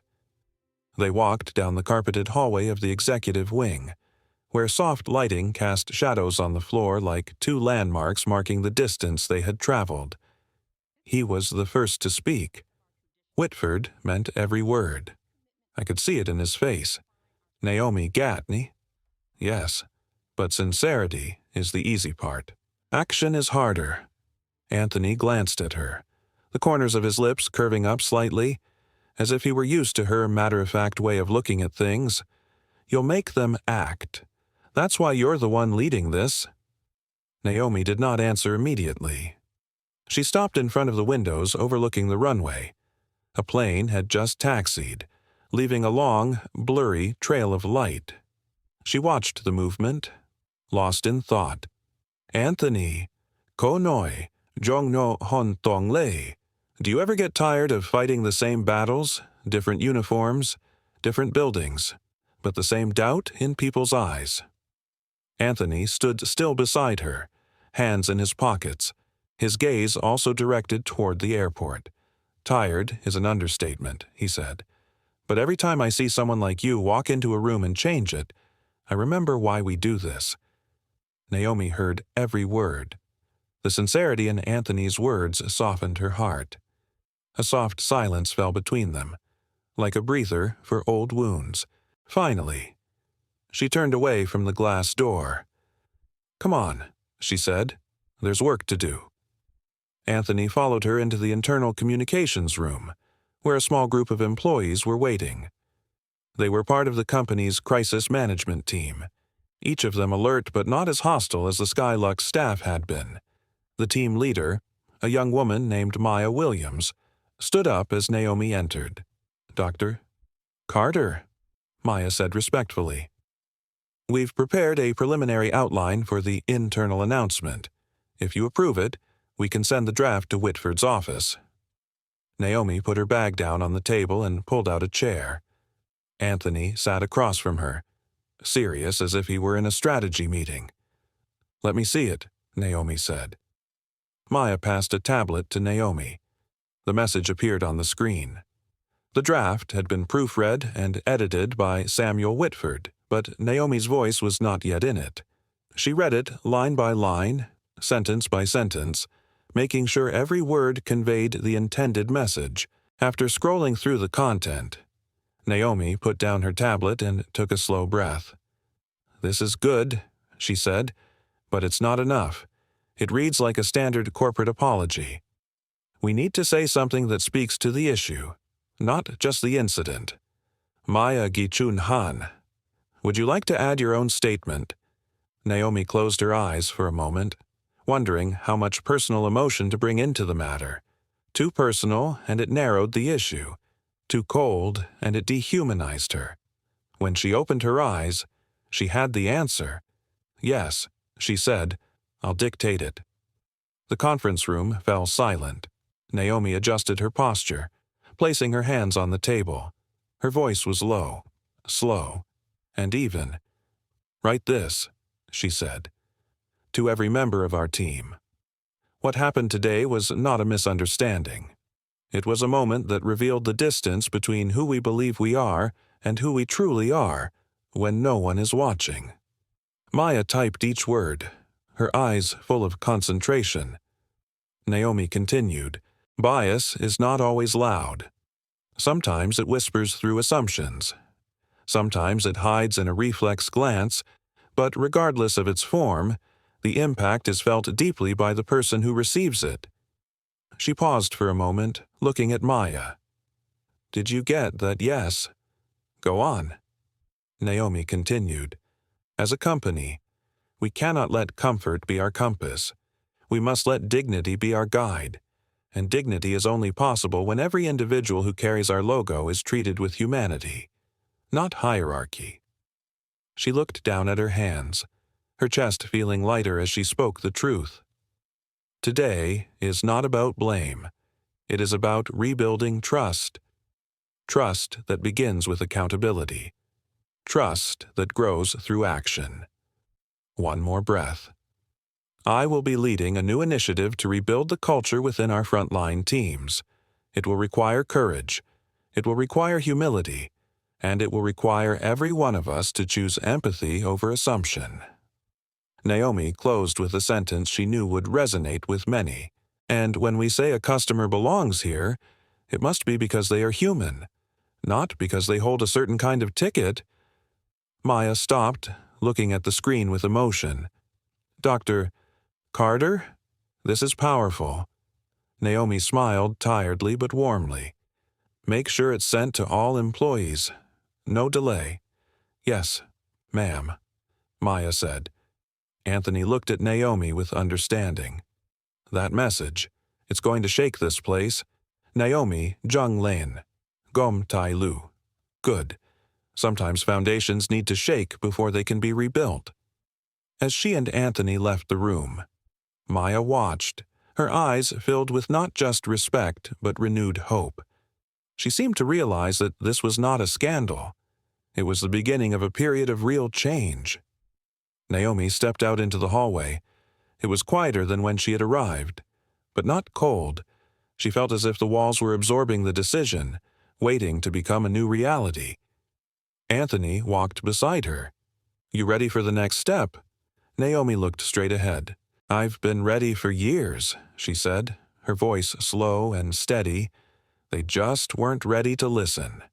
The two continued walking to the large conference room where the executive board meeting would soon take place. A new chapter is opening, not just for Naomi, but for the airline, and for the countless passengers who were treated unfairly and never had a chance to speak up. The conference hall on the executive floor felt almost ceremonial. Wide windows stretched along one side, giving view to the open sky where clouds moved slowly across the horizon. Rows of polished chairs surrounded a long table made of dark walnut, the kind of wood chosen not for glamour but for the way it aged, absorbing fingerprints of decisions made over years. "Doctor." Naomi Carter stepped inside with a quiet steadiness. Her presence filled the room without force. She carried the weight of the day not as a burden, but as a truth she refused to let fade. Anthony Reed entered just behind her. His posture carried confidence, though his eyes softened each time they met Naomi's. He placed a binder on the table, then stood near her like a silent pillar, ready to support her the moment she needed him. Executives filtered into the room one by one, murmurs gradually fading as they saw Naomi standing near the head of the table. Some nodded respectfully. Others hesitated, unsure how to behave in the presence of the woman whose experience had triggered a transformation none of them could ignore. At the far end, CEO Samuel Whitford stepped in. He didn't speak immediately. Instead, he let his gaze sweep across the room, as though acknowledging the significance of the moment. When he finally addressed the group, his tone held a gravity that quieted everything around him. "Ladies and gentlemen," Whitford began, "thank you for being here. Today's meeting is not routine.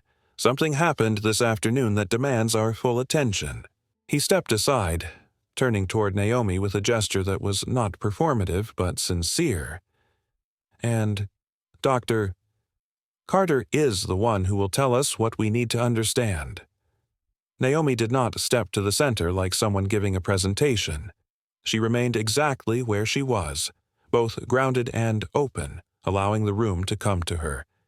She placed her palms lightly on the table, then lifted her gaze toward the faces before her.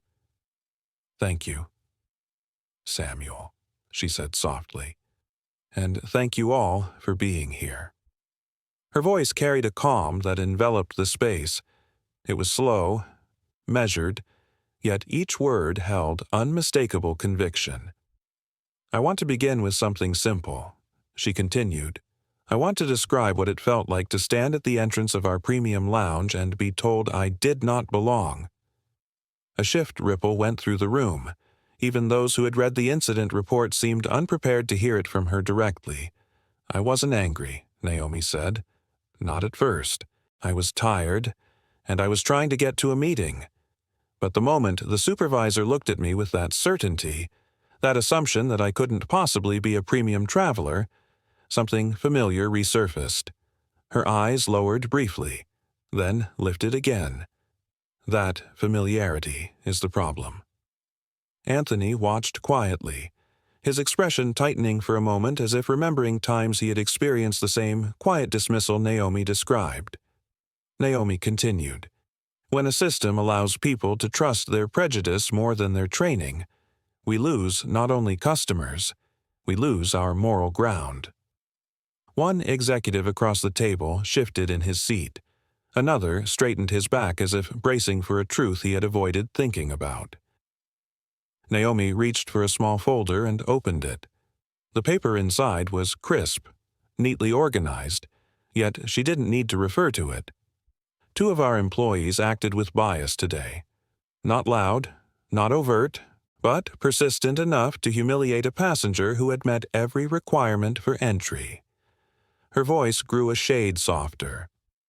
"What you may not understand is that thousands of passengers have similar moments every year. Most of them will not report it. They will simply choose another airline next time." Murmurs echoed faintly. This was a truth they all knew but rarely acknowledged. Naomi turned a page, though her eyes remained on the group. "We have the data. We have the surveys. We have the complaints, but what we have lacked is the courage to look at them as symptoms of a deeper issue." She closed the folder and pressed it flat. "Today, I became the example that couldn't be ignored." Silence draped over the room, a silence filled with realization. Anthony finally spoke from beside her. "We've all had conversations about brand loyalty, customer trust, culture development, but today, you're hearing about what happens when the culture inside an organization contradicts the image we project to the world." Whitford nodded slowly, adding, "This is why we're here. Not to hear a complaint, but to understand a threat, A threat to who we claim to be. Naomi spoke again, this time with a tone that steadied the room. I will not stand here and demand punishment. That is the easiest solution. I'm here to demand change. Those words echoed like a slow chime. She turned toward the projection wall where a screen flickered to life. On it appeared a simple document titled The Horizon Initiative. The name wasn't chosen for effect. It was chosen because it signaled something broad, something beyond crisis management, something forward. She explained the framework with deliberate clarity, a complete training restructure, not scripted hospitality, but real human engagement, not emphasis on rules, but emphasis on dignity, practical simulations, accountability checkpoints, cultural competency woven into every level of frontline operations. Executives leaned forward. Naomi continued, We cannot ask our staff to rise higher than the culture we set for them. So leadership must be part of the training. That includes every division head in this room. Several eyes widened. Yes, she said, sensing their reaction without flinching. You will participate, because change flows from the top. One executive raised a tentative hand. Dr. Carter, I agree with the vision, but this kind of overhaul will require time, resources, approval from multiple committees. Naomi looked directly at him, expression gentle yet unyielding. Then we will take the time. We will allocate the resources, because the alternative is to let the cost of prejudice continue to eat away at our brand from the inside. Another executive spoke with a softer tone. Do you think the employees will accept this new approach? Naomi answered with a calm certainty. If we give them the tools, they will. Most frontline workers don't want to hurt anyone. They want clarity, guidance, leadership. They want to know they are part of something with purpose. Whitford folded his hands, his voice quiet but firm. And we will give them exactly that. Naomi looked around the room.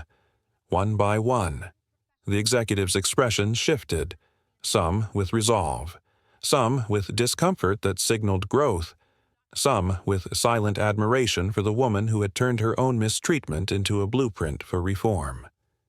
She closed the folder gently. This is not about me. This is about every person who steps into one of our lounges or onto one of our planes and deserves the simple dignity of being seen. If we choose to do this work, we will not just repair a failure, we will redefine who we are. Her words hung in the space, steady as the hum of distant engines outside the windows. Whitford stood. All in favor of adopting the Horizon Initiative hands rose, not hesitantly, not grudgingly, but with conviction. Naomi breathed slowly, letting the moment settle into her bones. This wasn't victory. This was responsibility. Anthony leaned closer and whispered, You did it. She shook her head gently. No. We started it. From the windows. A jet lifted into the sky, climbing higher, drifting into its ascent. Naomi watched it disappear into the clouds, feeling the symbolism wrap softly around her. A new path had truly begun. The meeting adjourned with a sense of gravity that none of the executives shook off immediately. Even as they gathered their notes and stepped out of the hall, a quiet awareness followed them. Something had shifted, not just in policy or structure, but in the air, in the expectations, in the way they would look at their own teams from this moment onward. Doctor. Naomi Carter lingered near the windows, watching the reflection of the room behind her, the long table, the stillness of the chairs, the faint hum of ventilation. She breathed slowly, letting the intensity of the conversation settle deeper into her chest. Anthony Reed approached with a measured step. His expression carried a mix of admiration and concern. You held that room together, he said softly. Most people speak to leadership. You made them listen to themselves. Naomi allowed a faint smile. I only said what needed to be said.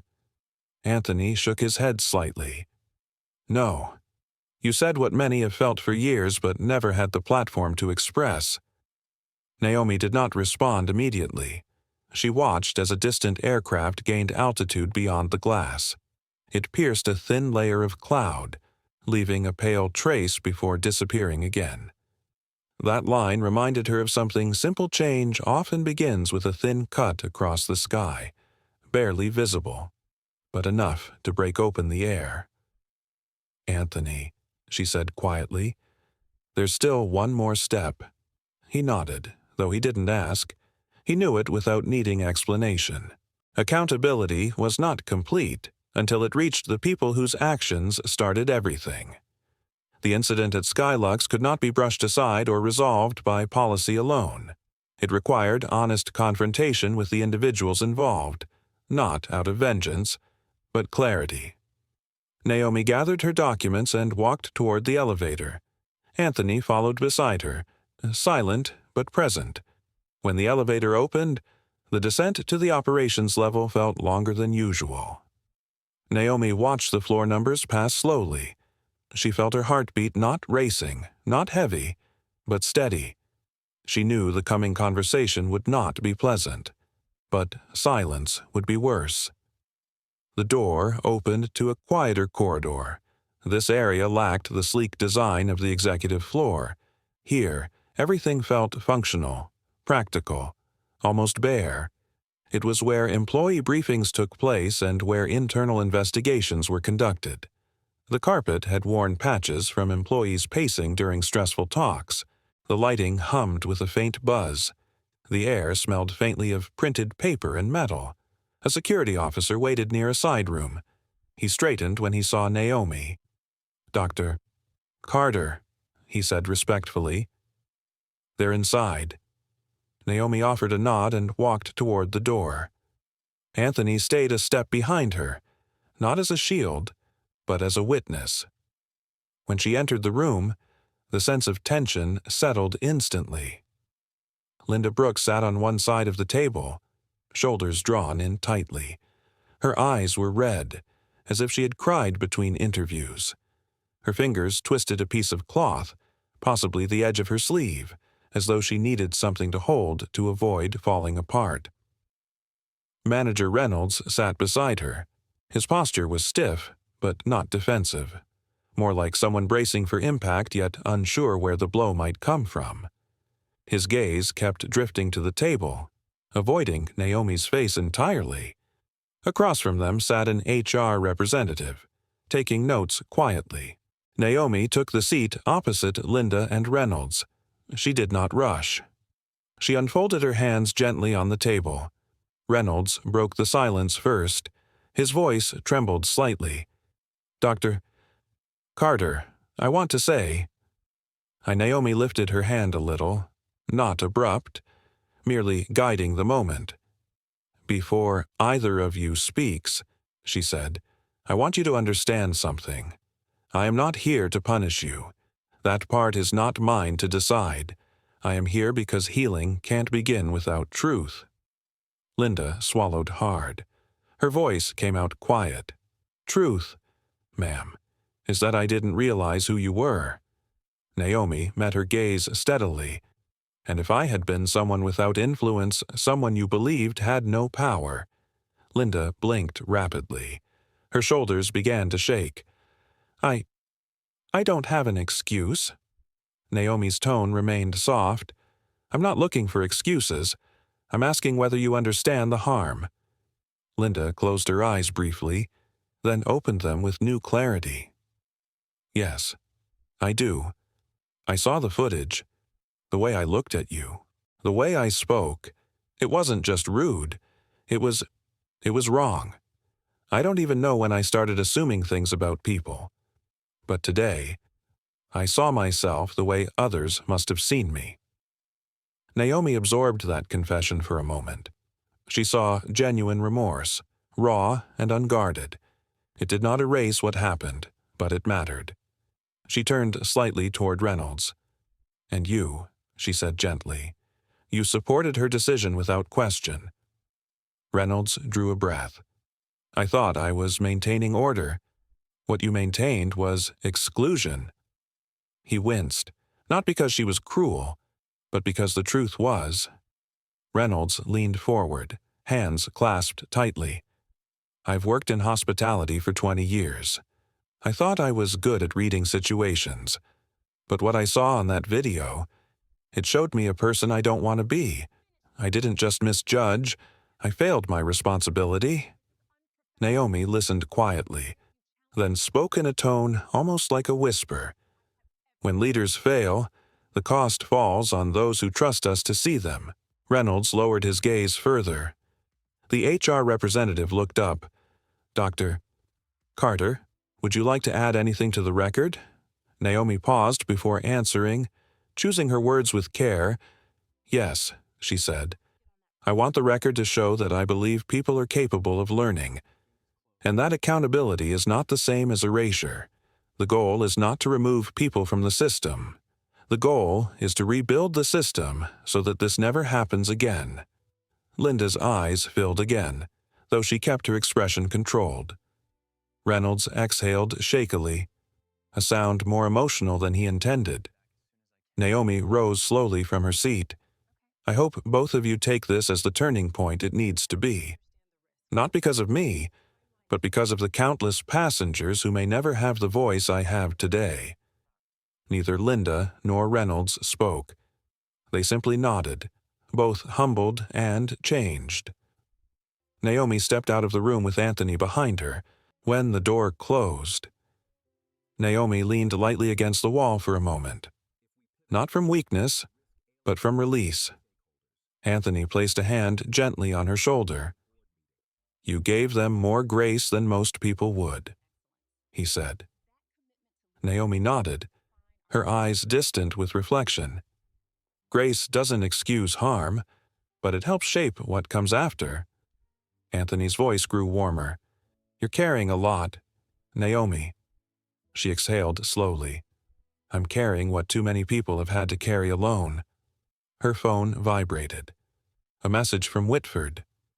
The board wants you to present the Horizon Initiative to the full staff next week. I believe this is the beginning of something much larger than a reform. Naomi straightened herself, tucking the phone away.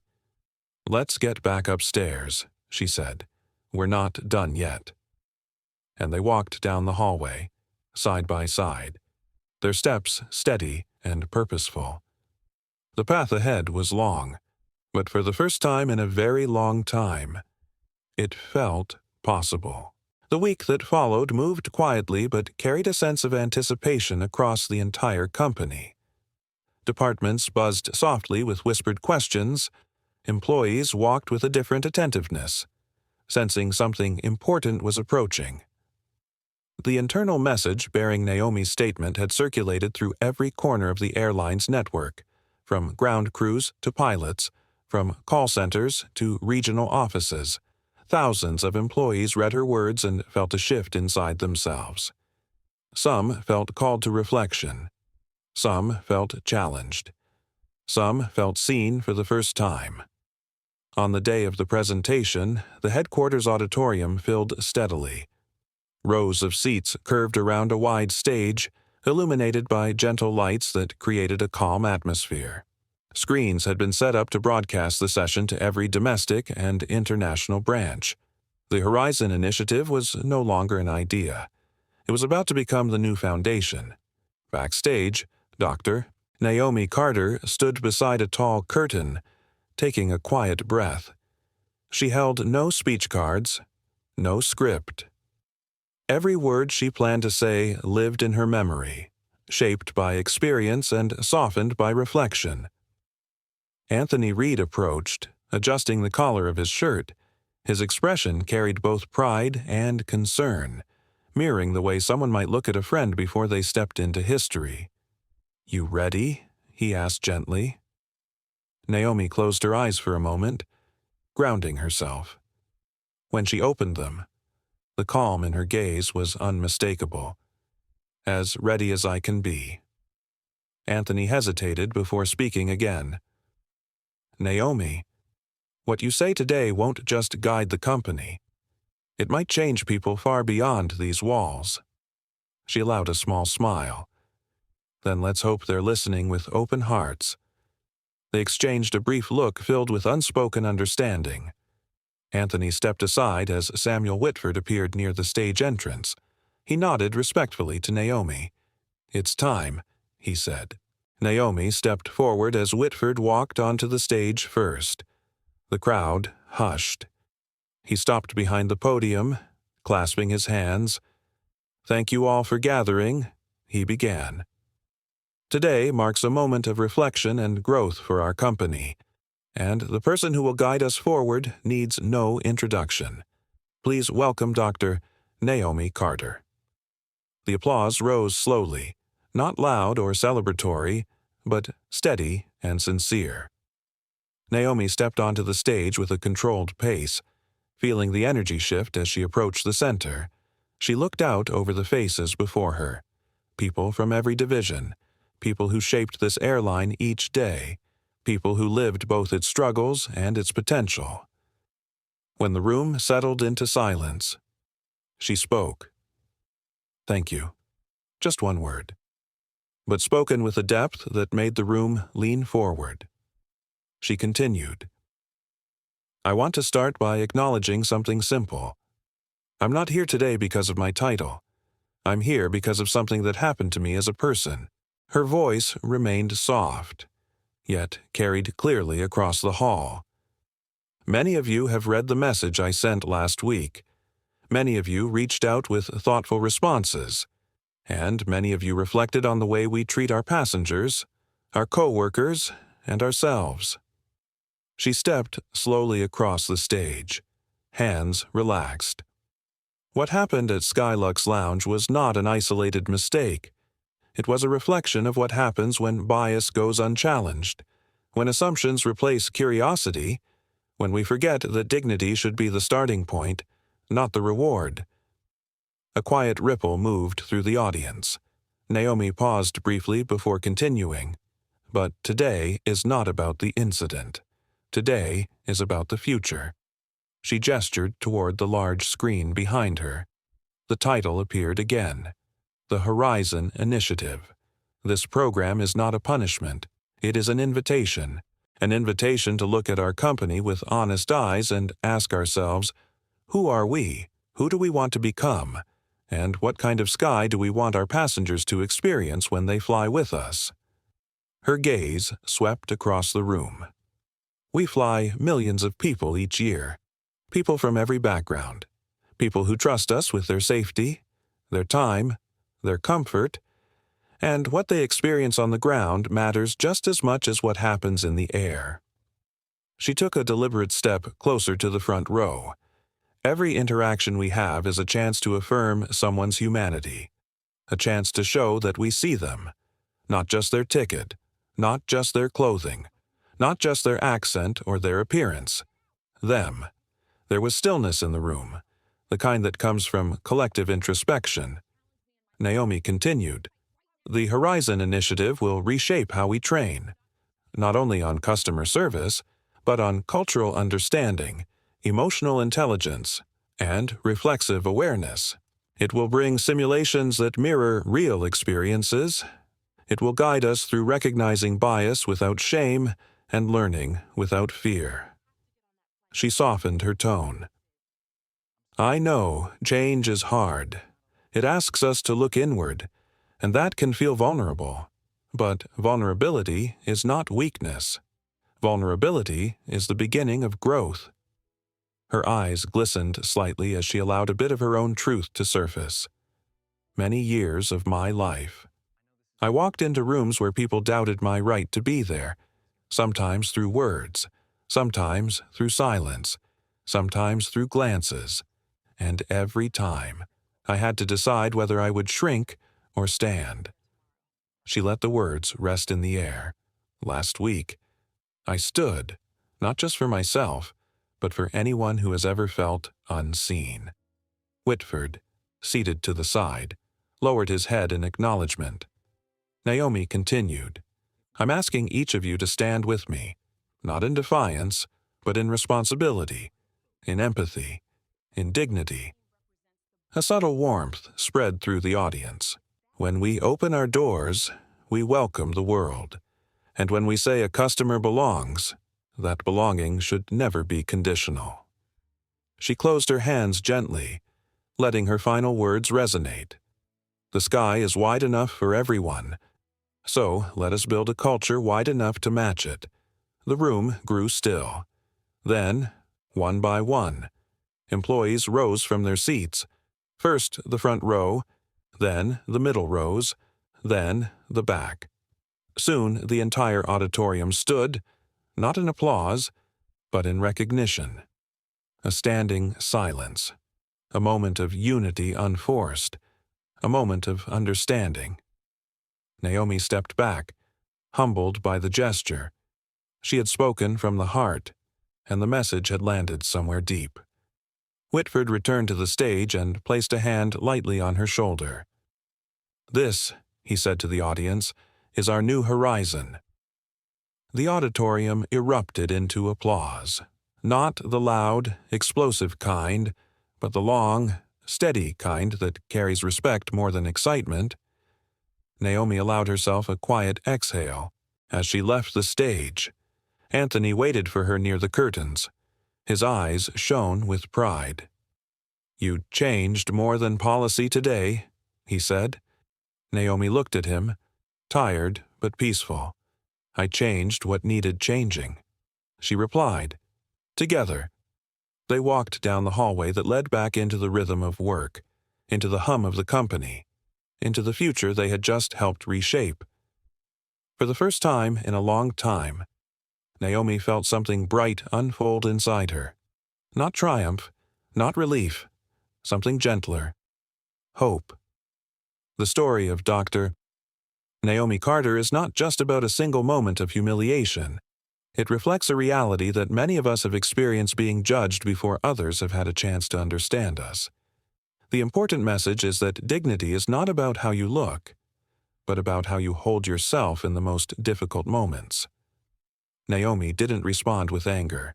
She chose calm, integrity, and responsibility. That choice allowed her to transform adversity into systemic change.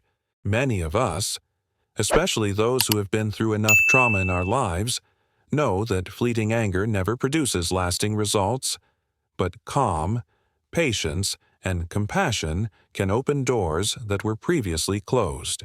The story reminds us that sometimes we cannot change the behavior of others in a moment, but we can choose how to respond in a way that retains our own dignity, and, more importantly, we can leave a mark that makes society better for the next generation. If everyone knew how to stop for a moment to look at others with kindness, this world would be much gentler. Thank you for taking the time to follow this meaningful story. If the content brings you emotions, reflections, or a small lesson for yourself, please like, share, and subscribe to the channel so we can bring more true stories that touch your heart. Your companionship is the motivation for us to continue telling stories full of humanity and healing.